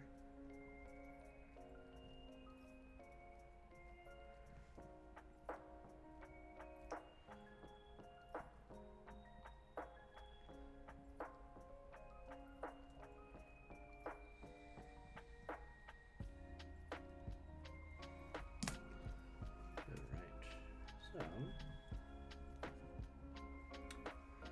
I'm gonna a little firmer. I do have actual carving tools, so let's try using some of them. There we go.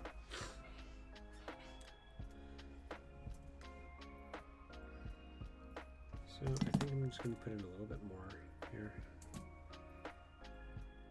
So again, don't really want that purple to show through.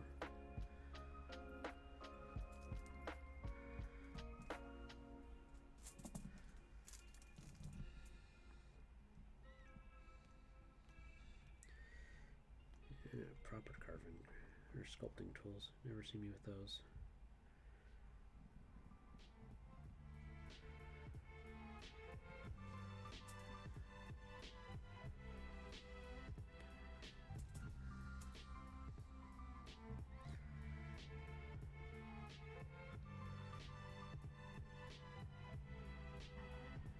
All right, cool.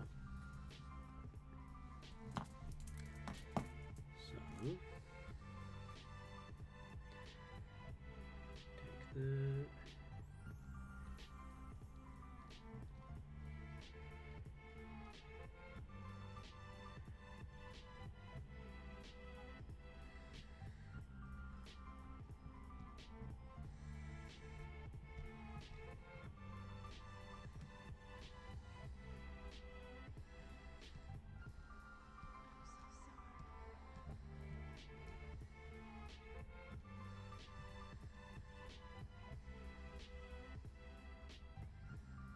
Okay, so we're gonna just round that out a little bit.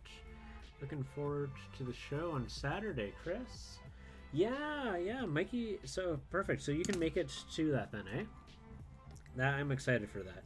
Yeah. So me and Mikey, Mikey's going to be joining in on the stream on Saturday.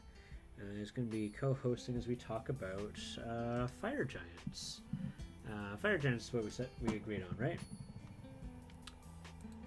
I've got a couple Fire Giant minis I'm going to start painting, and it's going to be some exciting stuff. Yeah, Mikey's got a podcast all about monsters in the Monster Manual, where he and two other hosts, Tim and Dan, talk about monsters on the regular, or on the semi-regular. But yeah, no, it's exciting stuff because he's really good with his monsters. And we'll just talk about a little bit about how you could use them, what's kind of fascinating about them. His episode on his actual podcast will be much more interesting. Yeah. Alright, so let's just make some muscle lines here.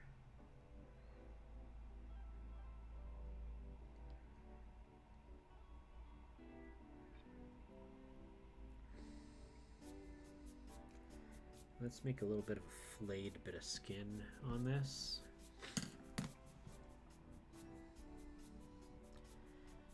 Like, clearly used to be attached. Yeah, I love his podcast. That's how I know Mikey. I was Mikey's one Canadian viewer or listener.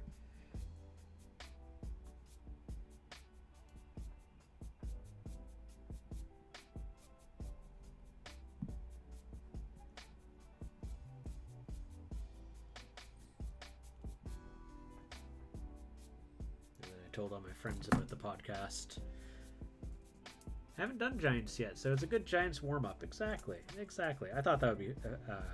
I had a similar thought on that. I thought it'd be kind of fun that way.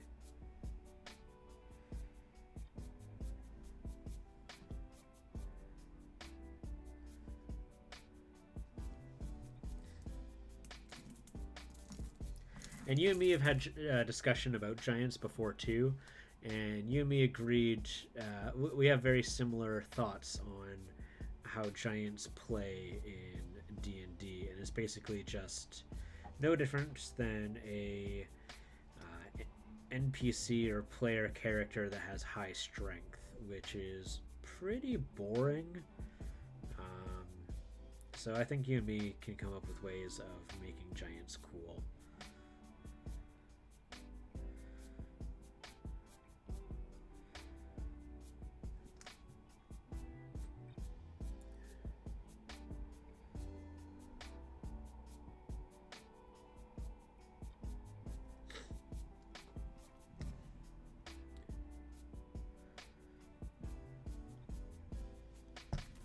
Alright, so that's kind of cool. Big chunk blown out of it. Let's maybe make it a little less symmetrical. We're just gonna like go in there, in there.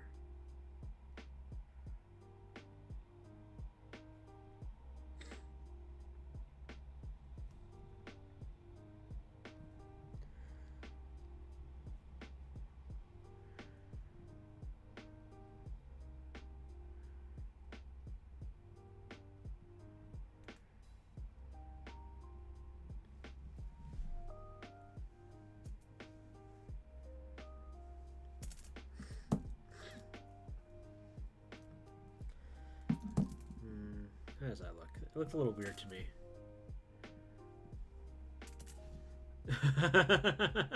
Almost looks like a hole where an eyeball got ripped out. Yeah, I'm not sure how I feel about it, but the thing is, once I'm painting it, I'll probably appreciate it a little bit more. I think I just need to put in a little bit more to it.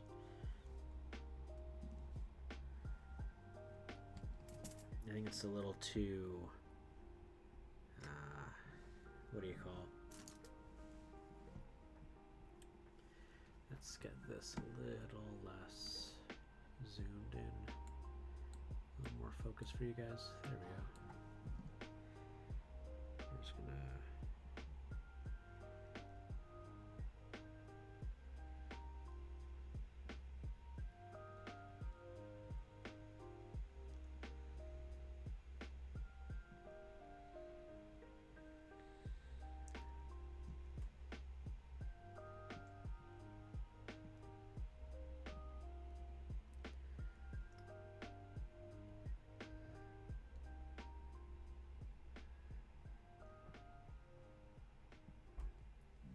There we go. It's a little more muscly.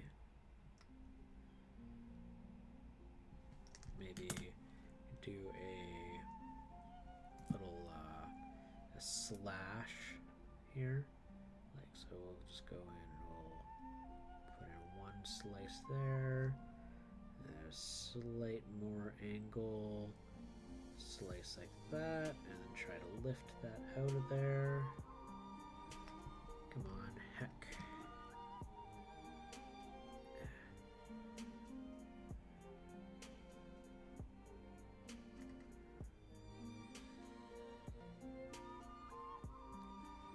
There we go. Like that. Gotta jump? Well, you have a good one, Mia. Thank you for joining in. And yeah, you know, always try to keep it chill here. I mean, I'm doing art. May as well be chill for everyone, right? Yeah, Ganon. It's a chill stream, so that means you're gonna be chill too, right? Ganon's not very chill. Ganon is a very not chill cat.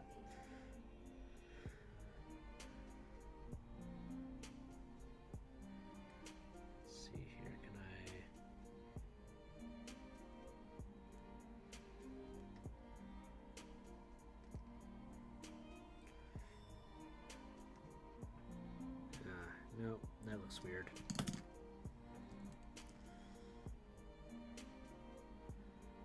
You take care too. Happy New Year's. Has anyone got any New Year plans? I'm gonna try this over again here.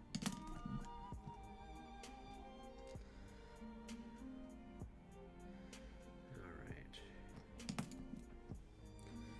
So we're gonna go swish. Lift just a little bit. Ooh, actually, you know, doing it just like that works really well. And have it maybe end a little bit ugly down there. Like that. Why so quiet? Nope. Not necessarily a fan of that either.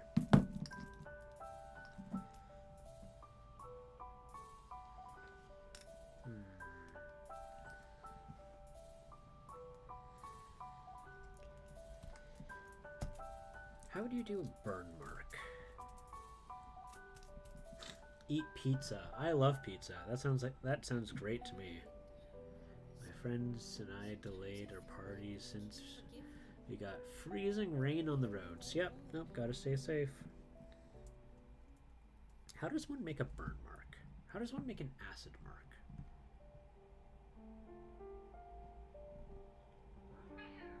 Meow. That's right, Ganon. You tell me. You tell me what's what. You're the boss.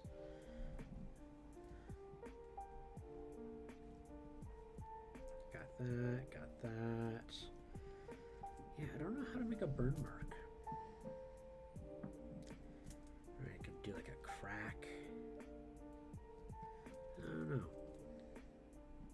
Part of me feels like I should just throw this in the oven.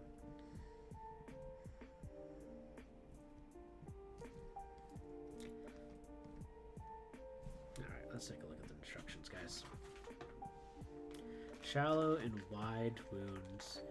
That's got uneven edges and it gets deeper in the center. Thank you. That's why it looks weird. There we go. Nope. You've got it perfect. That is absolutely correct. Okay, so if I'm going to do that, yeah. So for a slash, abstract giraffe is 100% correct. It would be shallow near the beginning and end of it, and then deepest in the middle. So here's what we do. We go in a little bit, and then we go deep. bit. And we're going to like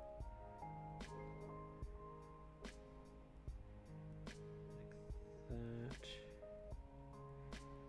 And aha! That looks a little bit better. Now the problem with that one is it's too sideways. It's too perfect. So we're going to fill that up. And we're going to... There we go. Man, it fills in so nicely. We should make it look like it was trying to hit something. Like maybe right in there. You know, there's a lot of unevenness going on there. It's in a like finger mark and repairs kind of way, not so much in a natural, organic looking way. So yeah, come on guys.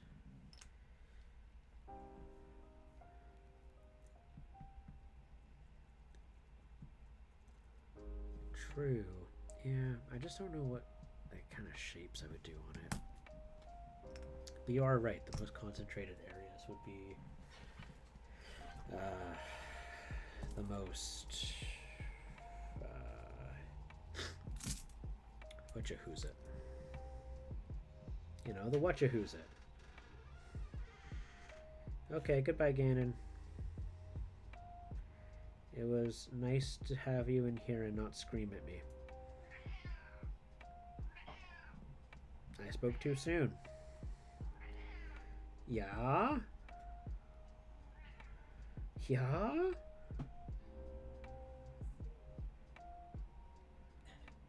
Why did I say anything at all, Ganon? Why did I think that even for a moment that you would not scream at me?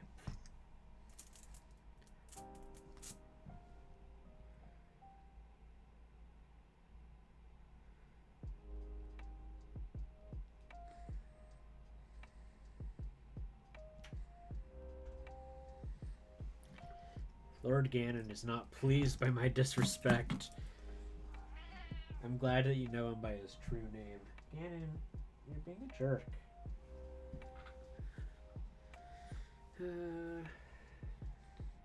Yeah. I think these are probably pretty good in terms of that. Alright. Yeah, I think it's... I should take a look at the mouth before I do anything else here. That mouth. This mouth is too... Yeah? Is that so? Hi. I love you too. Just going around in circles, pretending he loves me. Alright. Now.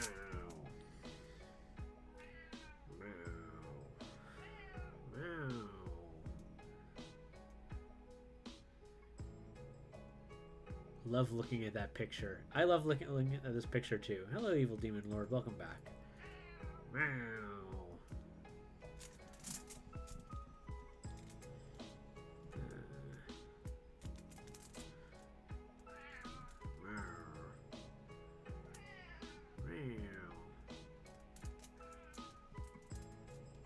He's a very chatty cat. Particularly when he's hungry and demanding. Alright. So I'm just gonna start turning this on here. All right. Oven bake clay. How do I do this, guys? How do I make sure I don't screw it up? Hi, Ganon. Hi, Ganon. All right.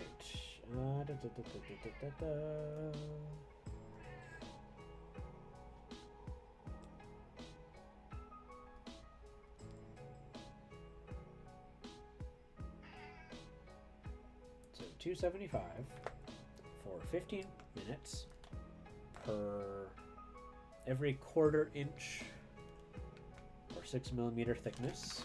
So given this, let's see here. So 1/4 inch thickness. These eyes are most certainly thicker than that. So I would probably go with a half hour for this. So let's see here. Am I making waffles again? Man, I wish I was making waffles. Hi, Gannon. Alright, so 275. So I'll go turn that on. I'll be right back. Oh my goodness, Gannon!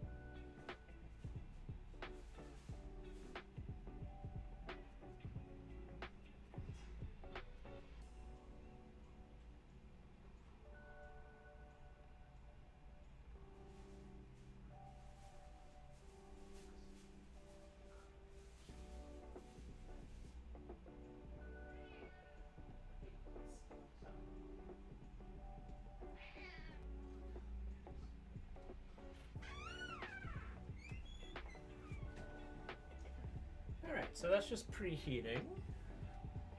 I think what I might end up doing, let's take a look at what the time is. The time is 2:14. So that's going to take a half hour. I could probably paint this giant while I'm waiting for that. So I might do that. Oh, you gotta go? You have a good one, Evil Demon Lord. Sorry I missed you saying goodbye. Gannon, why are you a jerk? Alright, you can come up. Hey, you leave the resin giant alone. He's like trying to win my affections right now. Hey, Gannon. Hi.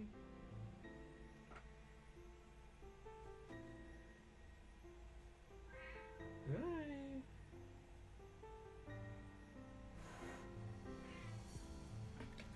I don't know. What do you guys think? Do you think it's ready for baking? I think it's ready for baking.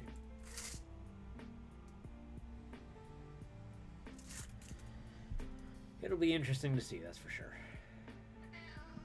Gannon. Oh my goodness, Gannon.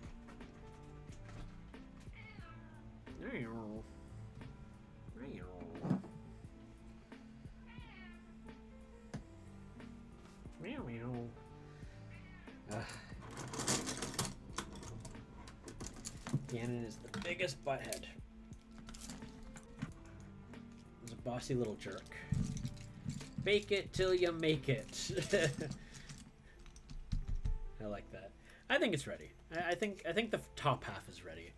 Once that's done, then we will figure out how the rest of it goes, right?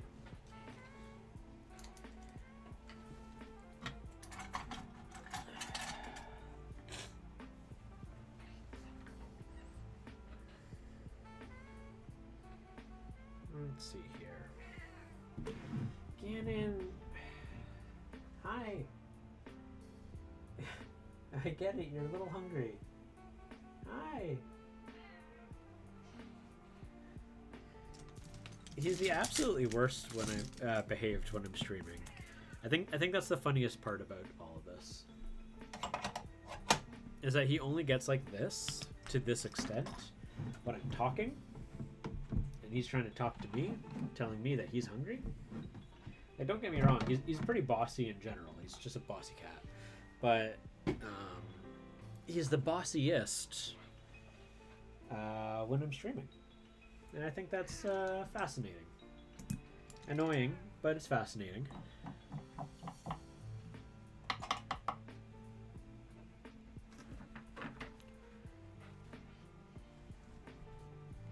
Let's see here. Is that my metal color? What is that? Oh, it is the metal. Interesting. It's interesting how it separates like that.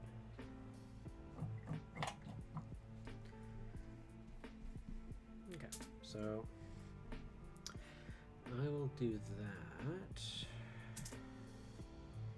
This is a much better looking metal paint. I think I'll have to redo the metal bits.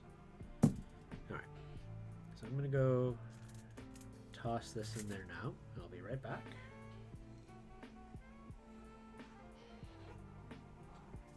Hi. Hello.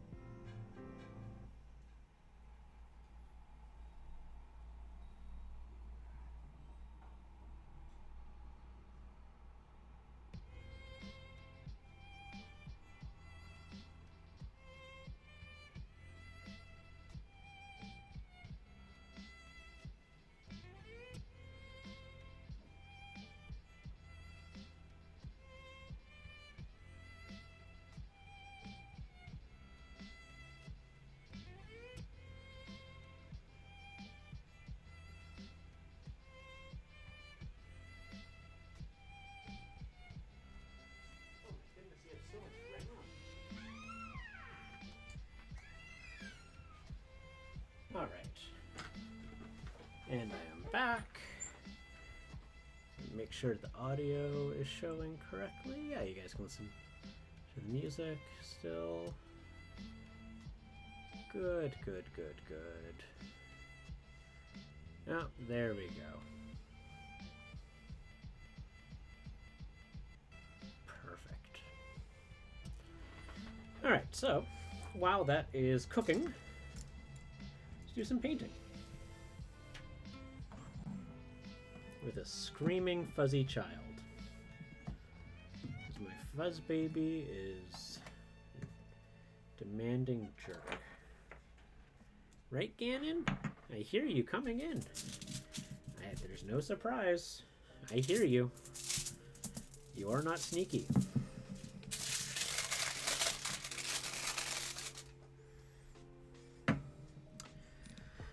Okay, so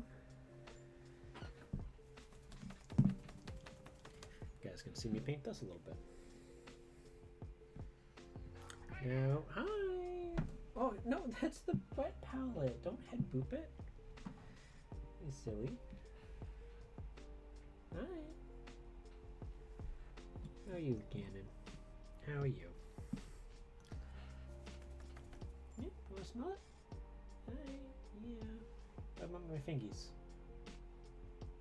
Smell like clay, don't they? It's a little weird.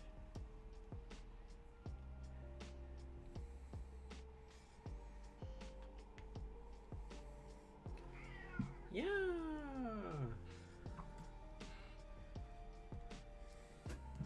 Okay.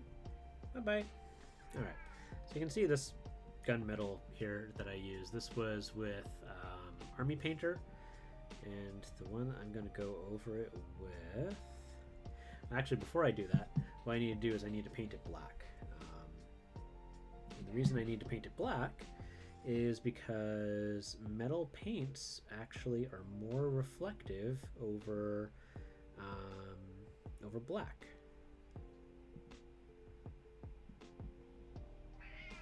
Hi. I'm not sure what the reasoning for that is. I think it has to do with capturing all the light, or capturing more light. But it's just a fascinating little fact about miniature painting.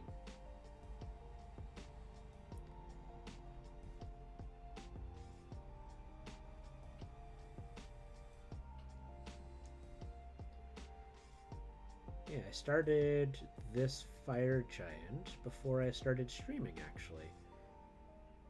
And because I'm streaming online, you know, I always want to make sure that people feel like they're learning things while they're on my stream, which further encourage me to learn more.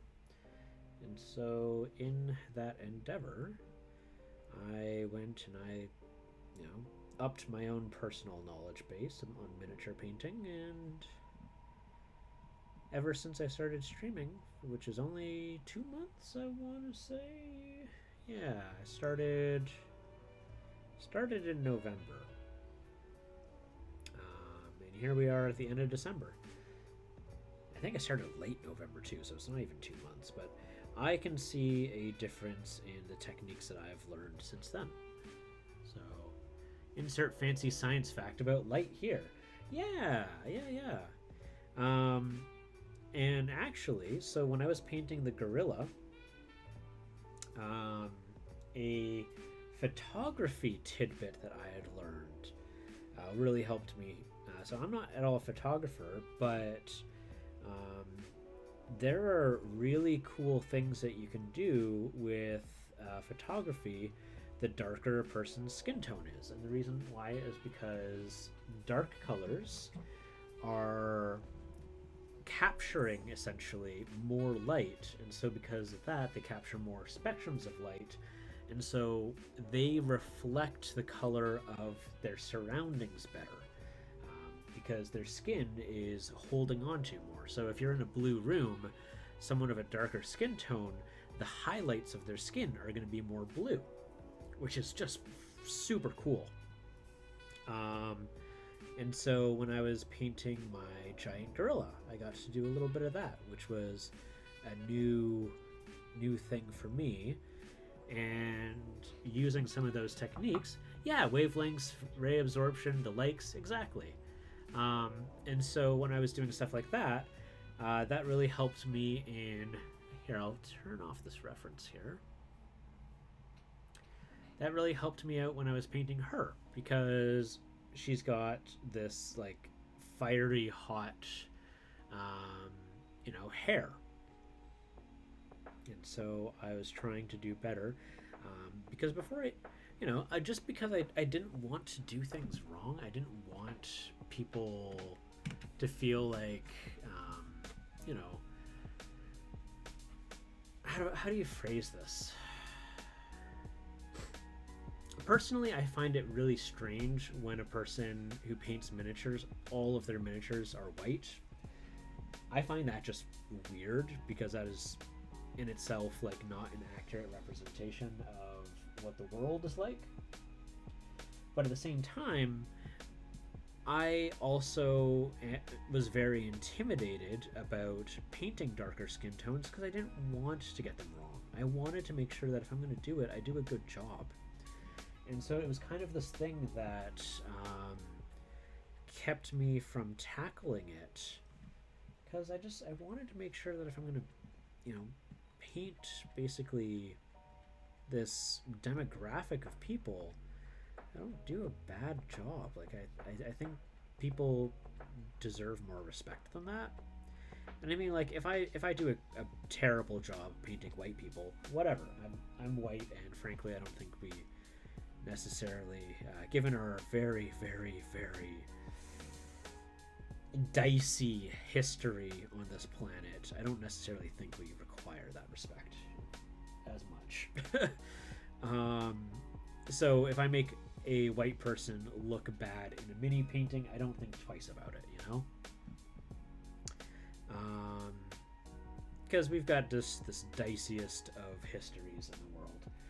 But anyways, so yeah, it was actually after I was painting the gorilla that I felt I learned more things, a little bit more techniques, just because it's not like black as in like a human skin tone black, but just the skin tones are darker, and some of the practices carried over. And this was honestly the first time I painted, like, using layering and stuff, a dark skin tone, and I don't mean like first as in like first I felt happy with it. Like, this was my first ever, and I feel so much better about it. Like, I used a lot of references, and the Photoshop eyedrop tool is your best friend when painting with miniatures. Eyedrop tool is your best of friends, because my eyeballs are not that accurate.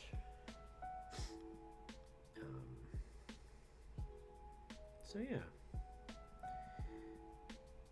And in terms of what I was talking about earlier with black paint as your base when painting metal, and then likewise, so I did that with this leg, which looks much more metally, and this leg in the background I did not do that with, and you can just see like what a difference this has, right? Like this is much more, God, what do you even, it's very plastic looking, whereas the way that this reflects light is so cool.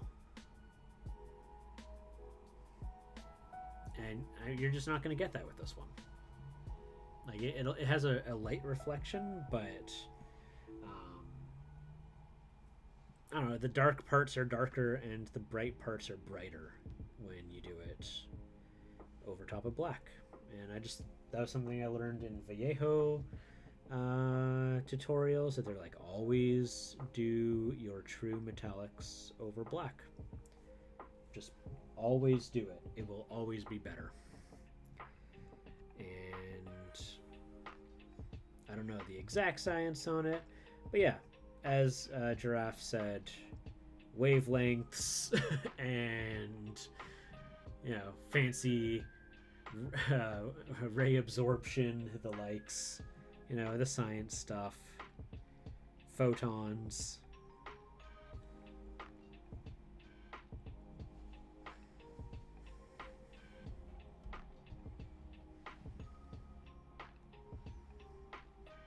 So I'm just redoing a lot of the metal on this mini here, because I did it on the chest piece, and oh man, it just looks so much better.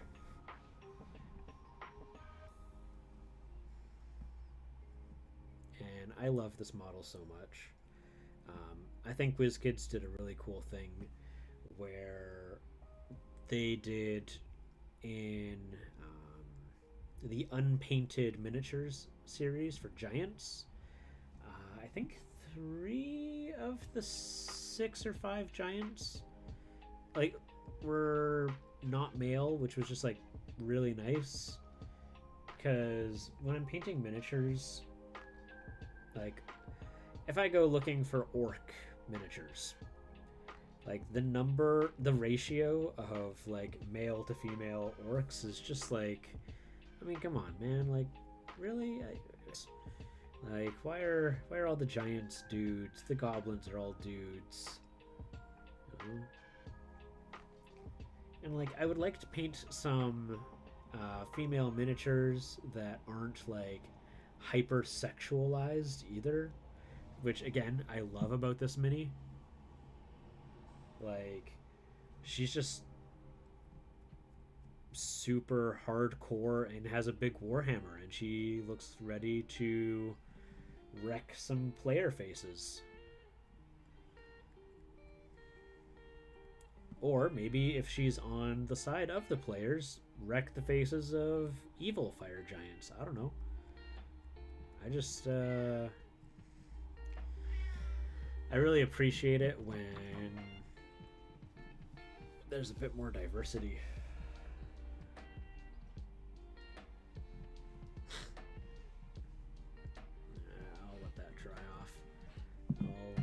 Tackle these shoulder pads first. I'm also using a different brand for the metallic paint.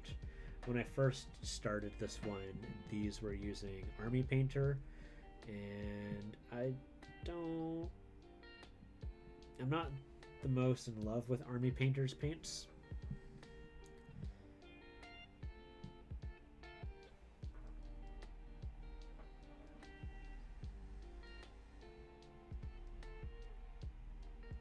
Just think they could be a lot. They leave some things to be desired in how they perform or their consistency. Yes, Ganon, we're talking about Army Painter.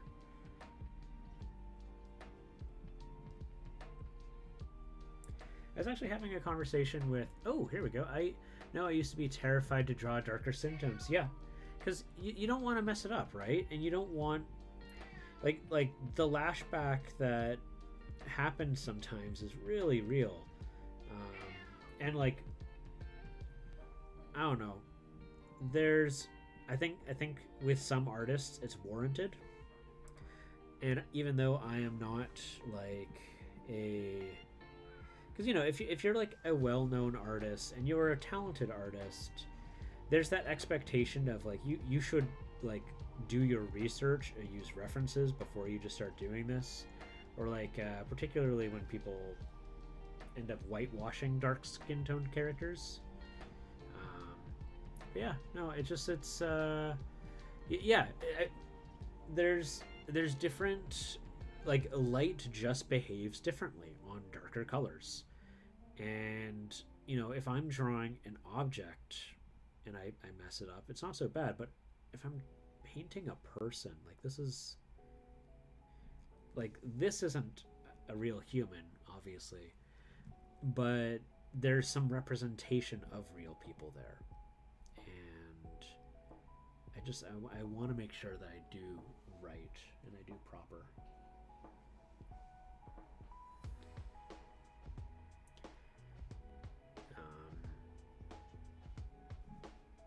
So I was excited when the contrast paints lines from Citadel, they had like basically a series of single paints that just do a skin tone, and they did a really good job, and they included darker skin tones, and I thought that was remarkable. I have an example, but the only time I've used it, the character in question is not necessarily stream safe, so she won't be showing up, but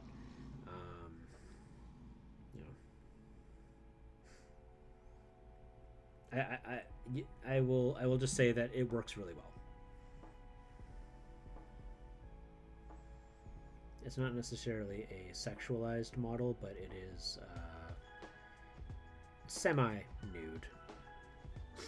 I think there's a difference between nudity and sexualized. I'm a believer of that.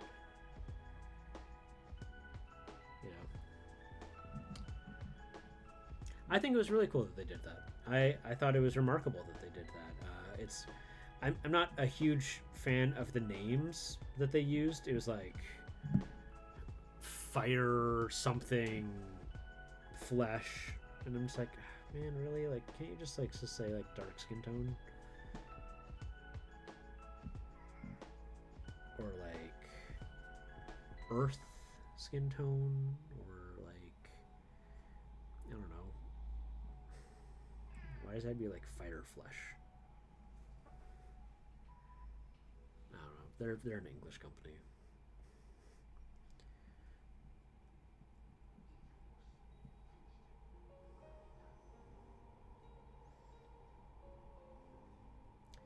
Man, I hope that model that I put in the toaster just doesn't completely get wrecked. That'd be a little sad. Just be a little bit sad. I was given warnings on air bubbles, and I was like, oh, okay. And they're like, yeah, poke some holes in it. And I was like, oh, okay. And then when I put it in the toaster oven, I forgot to poke holes in it. So hopefully it's okay. I don't really know. Should I go poke holes in it right now? I should probably poke holes in it right now. I'll be right back. What do I have that I can poke holes with? This is so big. Don't I have a smaller hole poker?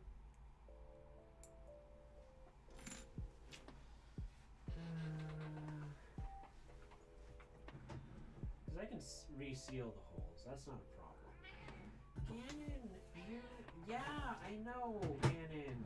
Can you please? Can you not? Hi. Hi. Hi. Gannon. Gannon, I'm getting tired of your Getting tired of your stuff, yo.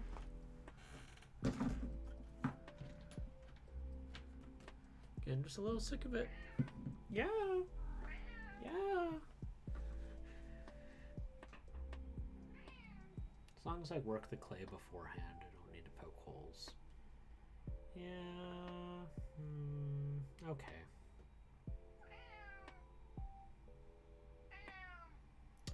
You just fold and yeet it against the table. Yeah. I mean, I worked it, but like when I applied it, there was air pockets. Ganon. Ganon. Go away.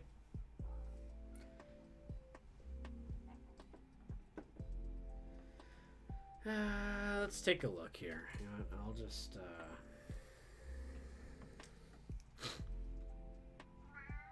Ganon. Stop it. Do you think Ganon's well behaved? I think he's trying to tell me things. Maybe Timmy's stuck down a well. I never liked Timmy in the first place.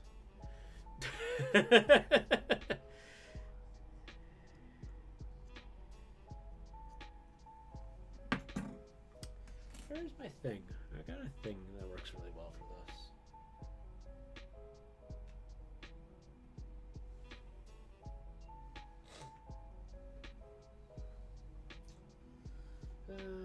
I'm a little anxious. I'm gonna go just take a look.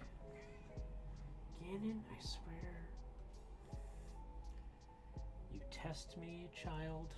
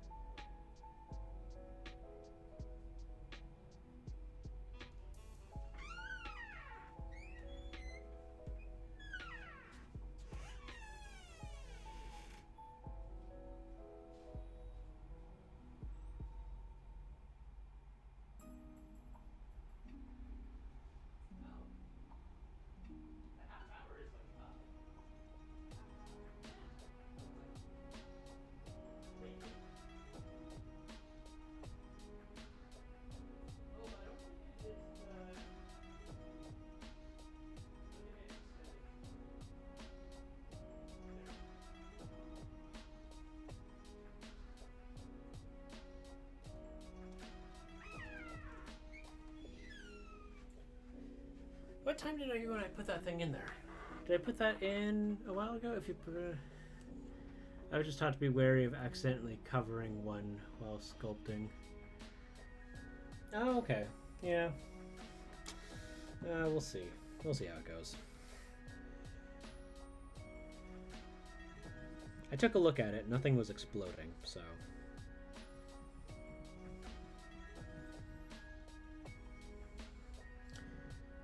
At 5:14. Okay, okay, so it literally is just ready in like 5 minutes.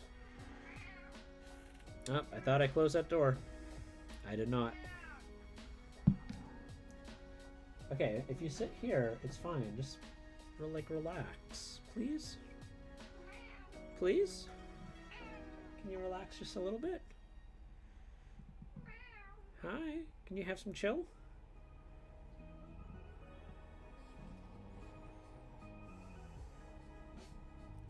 Yeah, whatever 14 is for me. Exactly. No, I... it's 2:40 here, so... 2:42. Hi. Yeah, just... You're cool. Just calm down. A screaming, angry child. Yeah, just scream yourself.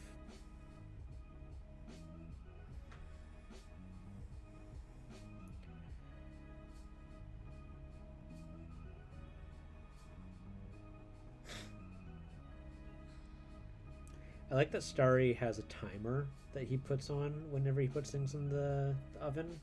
I think that's really cool. Because then we're all on the same page.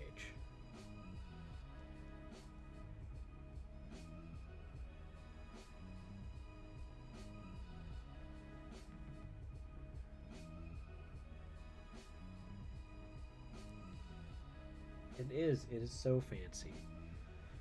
I'm so minimalist with my setup. I'm like, yeah, I'm getting ready or whatever.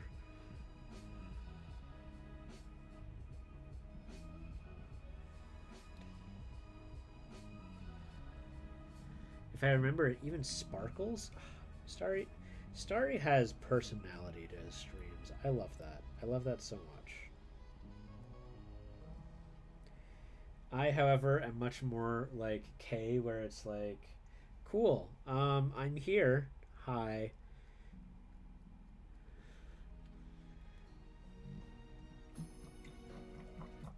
That's a lie. Kay does more than that. I do less than Kay. Kay actually does like a recording and looks at her recording to test that her audio is good. I don't even do that. I'm like, hey guys, can you hear me? Goodness gracious. Yep, all I need is camera and go. That's all I do. I don't have the energy for anything else. You know what? If it was any year but 2020, I would be putting in a lot more effort in my stream. I really would. But this stream for me has been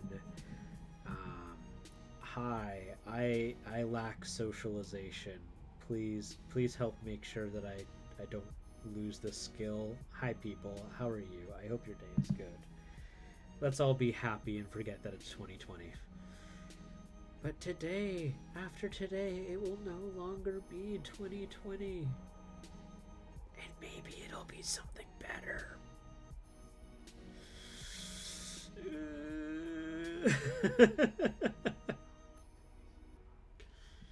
That's how I feel. The idea that there are no, you know what? I'm not going to go down that rabbit hole. I'm not going to talk about it. I'm just going to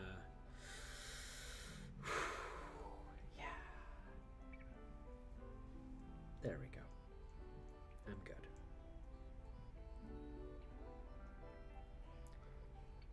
Don't talk about the year. Everything's mellow. We are escaping and pretending it doesn't exist. Yeah. No, exactly. No, I am a outgoing introvert. I like to do the things. I like to socialize, but it makes me tired.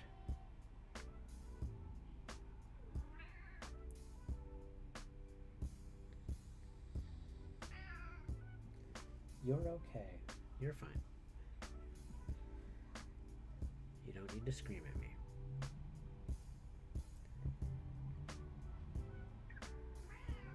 You're fine.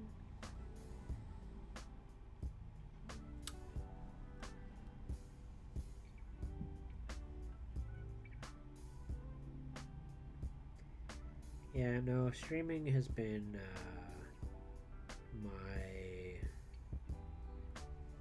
my way of maintaining some form of socialization in my life.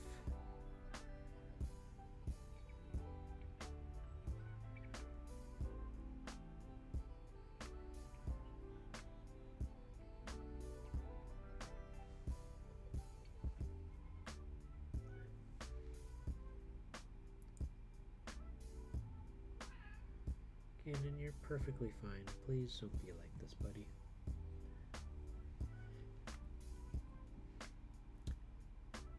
Done have the setup, and after 30 minutes, I need a nap. Yeah, no, I mean, for my first streams, I was only going for 2 hours. I still usually only do for like 2 hours because I actually stream before I work. Sundays? No, Saturdays. Saturdays are the only days that I stream for longer than that.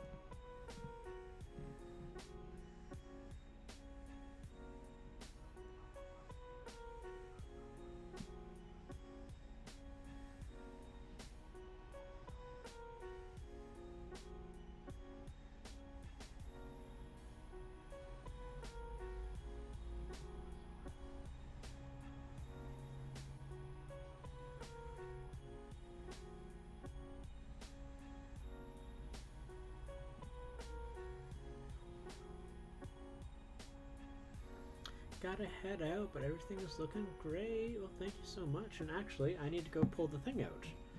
Let me go pull that out. Let's see what we got.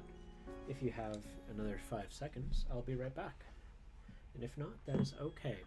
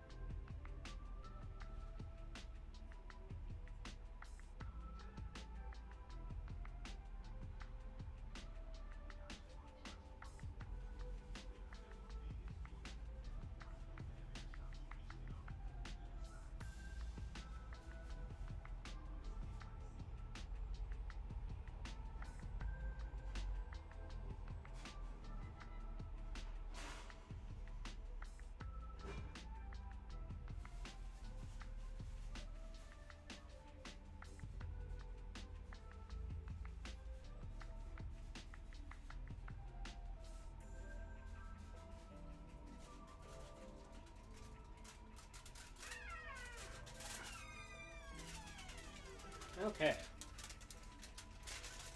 So, it is cooling now, but it looks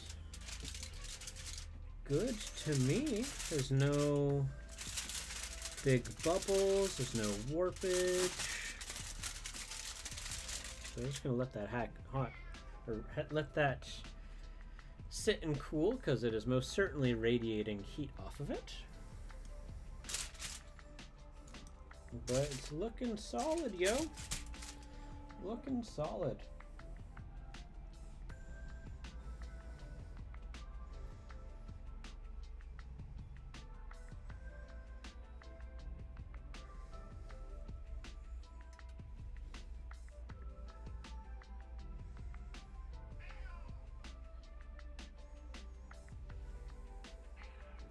Gannon, you're so fine. It didn't blow up. Okay, bye-bye for real now. Alright, ta-ta giraffe. You have a happy new year. Happy end of 2020.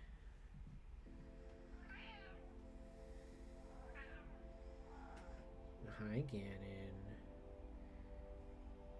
Are you chill, Gannon? You feeling a little chill? But I see your sniffer moving. Your sniffer.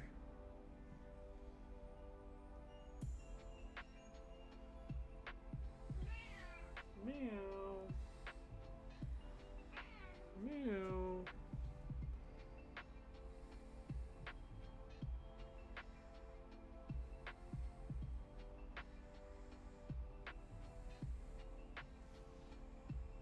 Hi, buddy. Good, you just, that's right, you self-soothe. Self-soothe, buddy.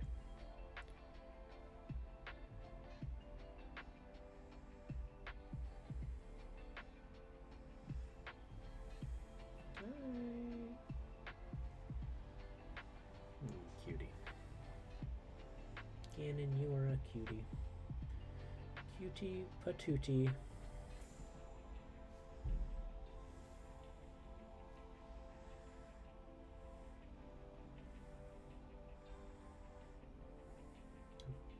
This smell to me is reminiscent of creepy crawlies. If anyone ever had creepy crawlies or creepy crawlers, the creepy crawler oven.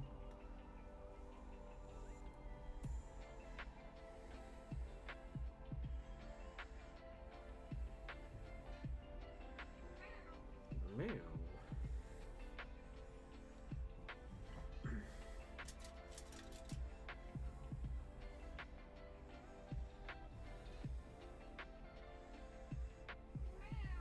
Meow.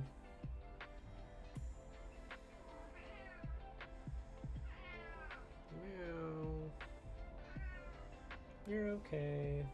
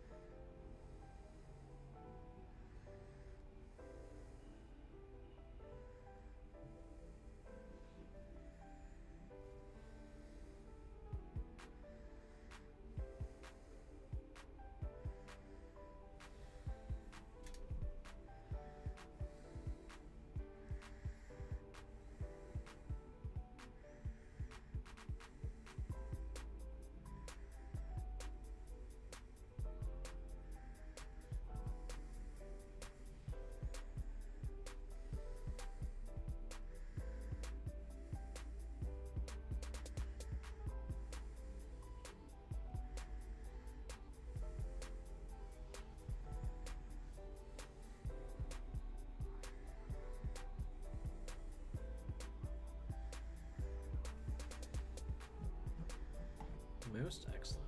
All right.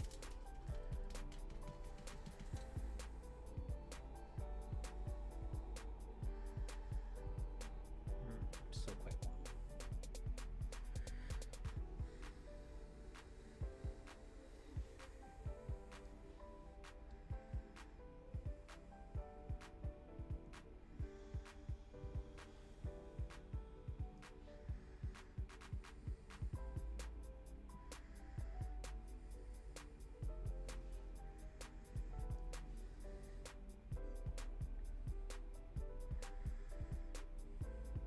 Oh no.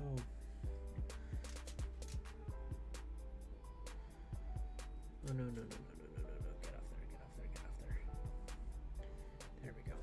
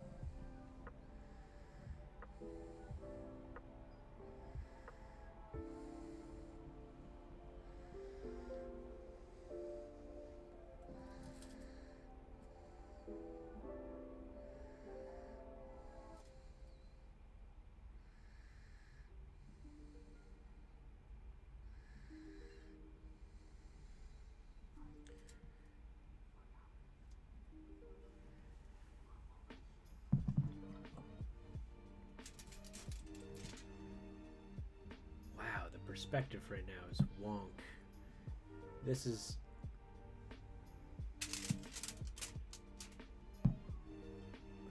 This looks so much smaller in the background. It's so funny. Yeah, again, it is funny. Rrr. Yeah.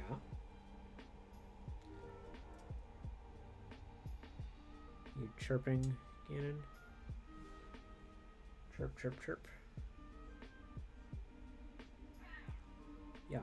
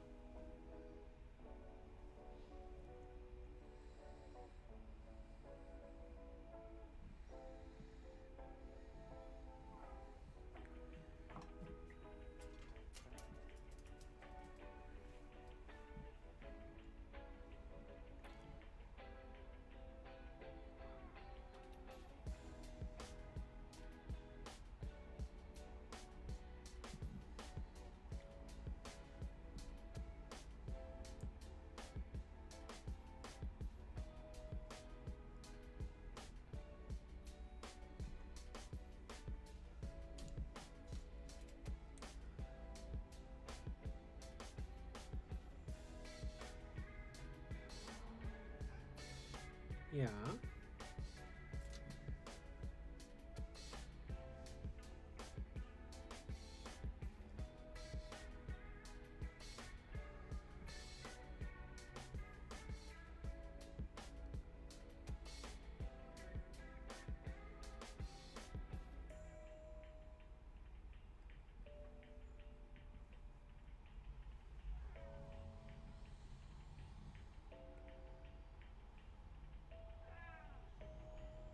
Oh, you're so moody, Ganon. Aw.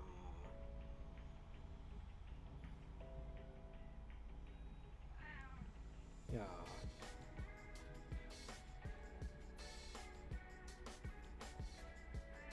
Yeah.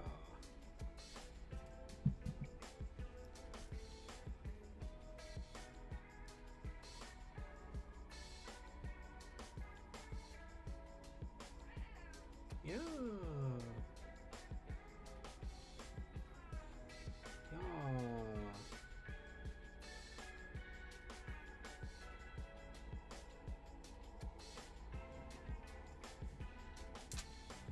Oh, hey, Shay. How are you? Meow. Yeah. Yeah, Shay is very... Or not Shay. Ganon is very upset that he has not been fed yet. Happy New Year to you, Shay. Yeah, so this is... I threw her in the oven. And, just waiting for it to cool down before I pick it up and inspect it up close. It appears that there were no malicious air bubbles, which is good. Meow, Ganon. Meow. Meow. Meow. Meow. Ah. It's a very chatty cat. Now we're just, yeah. Base coating everything in black before I put metal colors on it.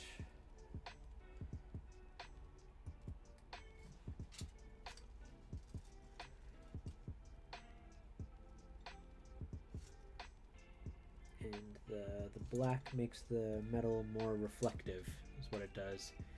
It's baked now! It is baked! 420, what? No, I'm kidding. No, nice and oven baked. It's still radiating a little bit of heat, so I don't really want to pick it up quite yet. I'm supposed to let it cool. So I just want to figure that out. So in the meantime, I'm just slapping some paint on this fire giant, which I have sitting in the corner. So trying to get her looking nice and spiffy. So I am gonna start some more fire giants on the weekend with guest co-host Mikey DC, who is a member of the Discord and 1/3 of Creature Club podcast.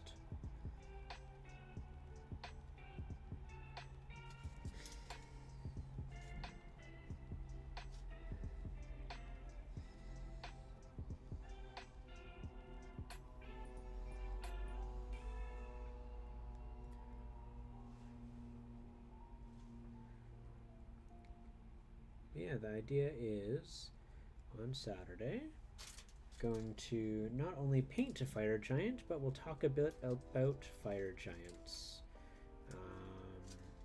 And it's going to be a fun little a guest. Yeah, it's going to be nice. You know, fire giants in Dungeons and Dragons are kind of less than cool.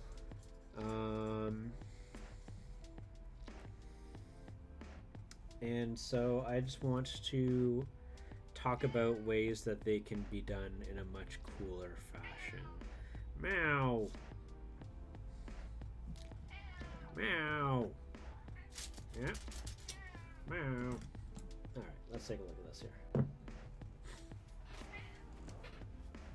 Can I touch you?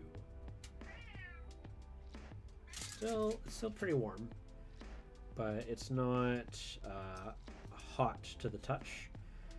And I'm seeing here already, I've done a few things that I wish I had done a little bit better. I didn't really take into account just how squished in this was. So I might have to do something about that. I might have to carve it a little bit. I'm not super thrilled with that. Where's my hobby knife?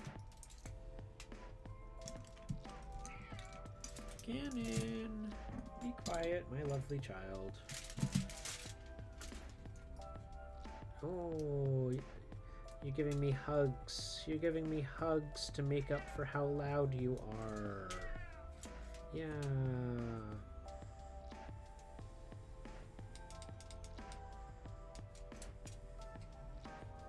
Lord Ganon's very hungry and moody and just all sorts of not nice. Let's see here, we're gonna keep going in. There we go. Oh, did I knock a tooth loose? Don't think I did. Maybe I did. Who knows? It's all good. Everything's okay. Yeah, Ganon. Your mouth. Be quiet, please.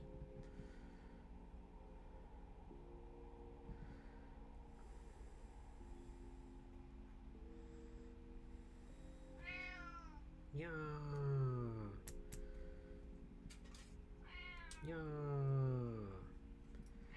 Yeah. Oh, yeah. Yeah.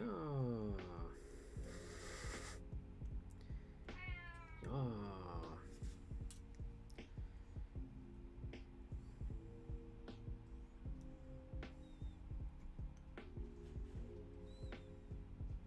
There we go. That's a little bit better. Not terribly, but, you know, still very cool. And she's like, I am half of a head. Yeah. I got in some battle wounds to try and make it just a little bit more exciting to paint. We'll see how it goes. But I'm excited. It's gonna be fun. And with that, and it's nice and sturdy. You can play with it now. All right. The teeth are so cool. Oh, thank you. I might sharpen them up to make them a little bit more menacing, but I mean, as is, they're nice. I like them, and they get the job done for what teeth are meant to do, which is to go chomp, chomp, chomp, chomp. All right, cool. Well, I'm gonna call her quits now. I gotta start getting ready for my work. So, I will talk to you all later, and I will feed Lord Ganon, and you have yourself a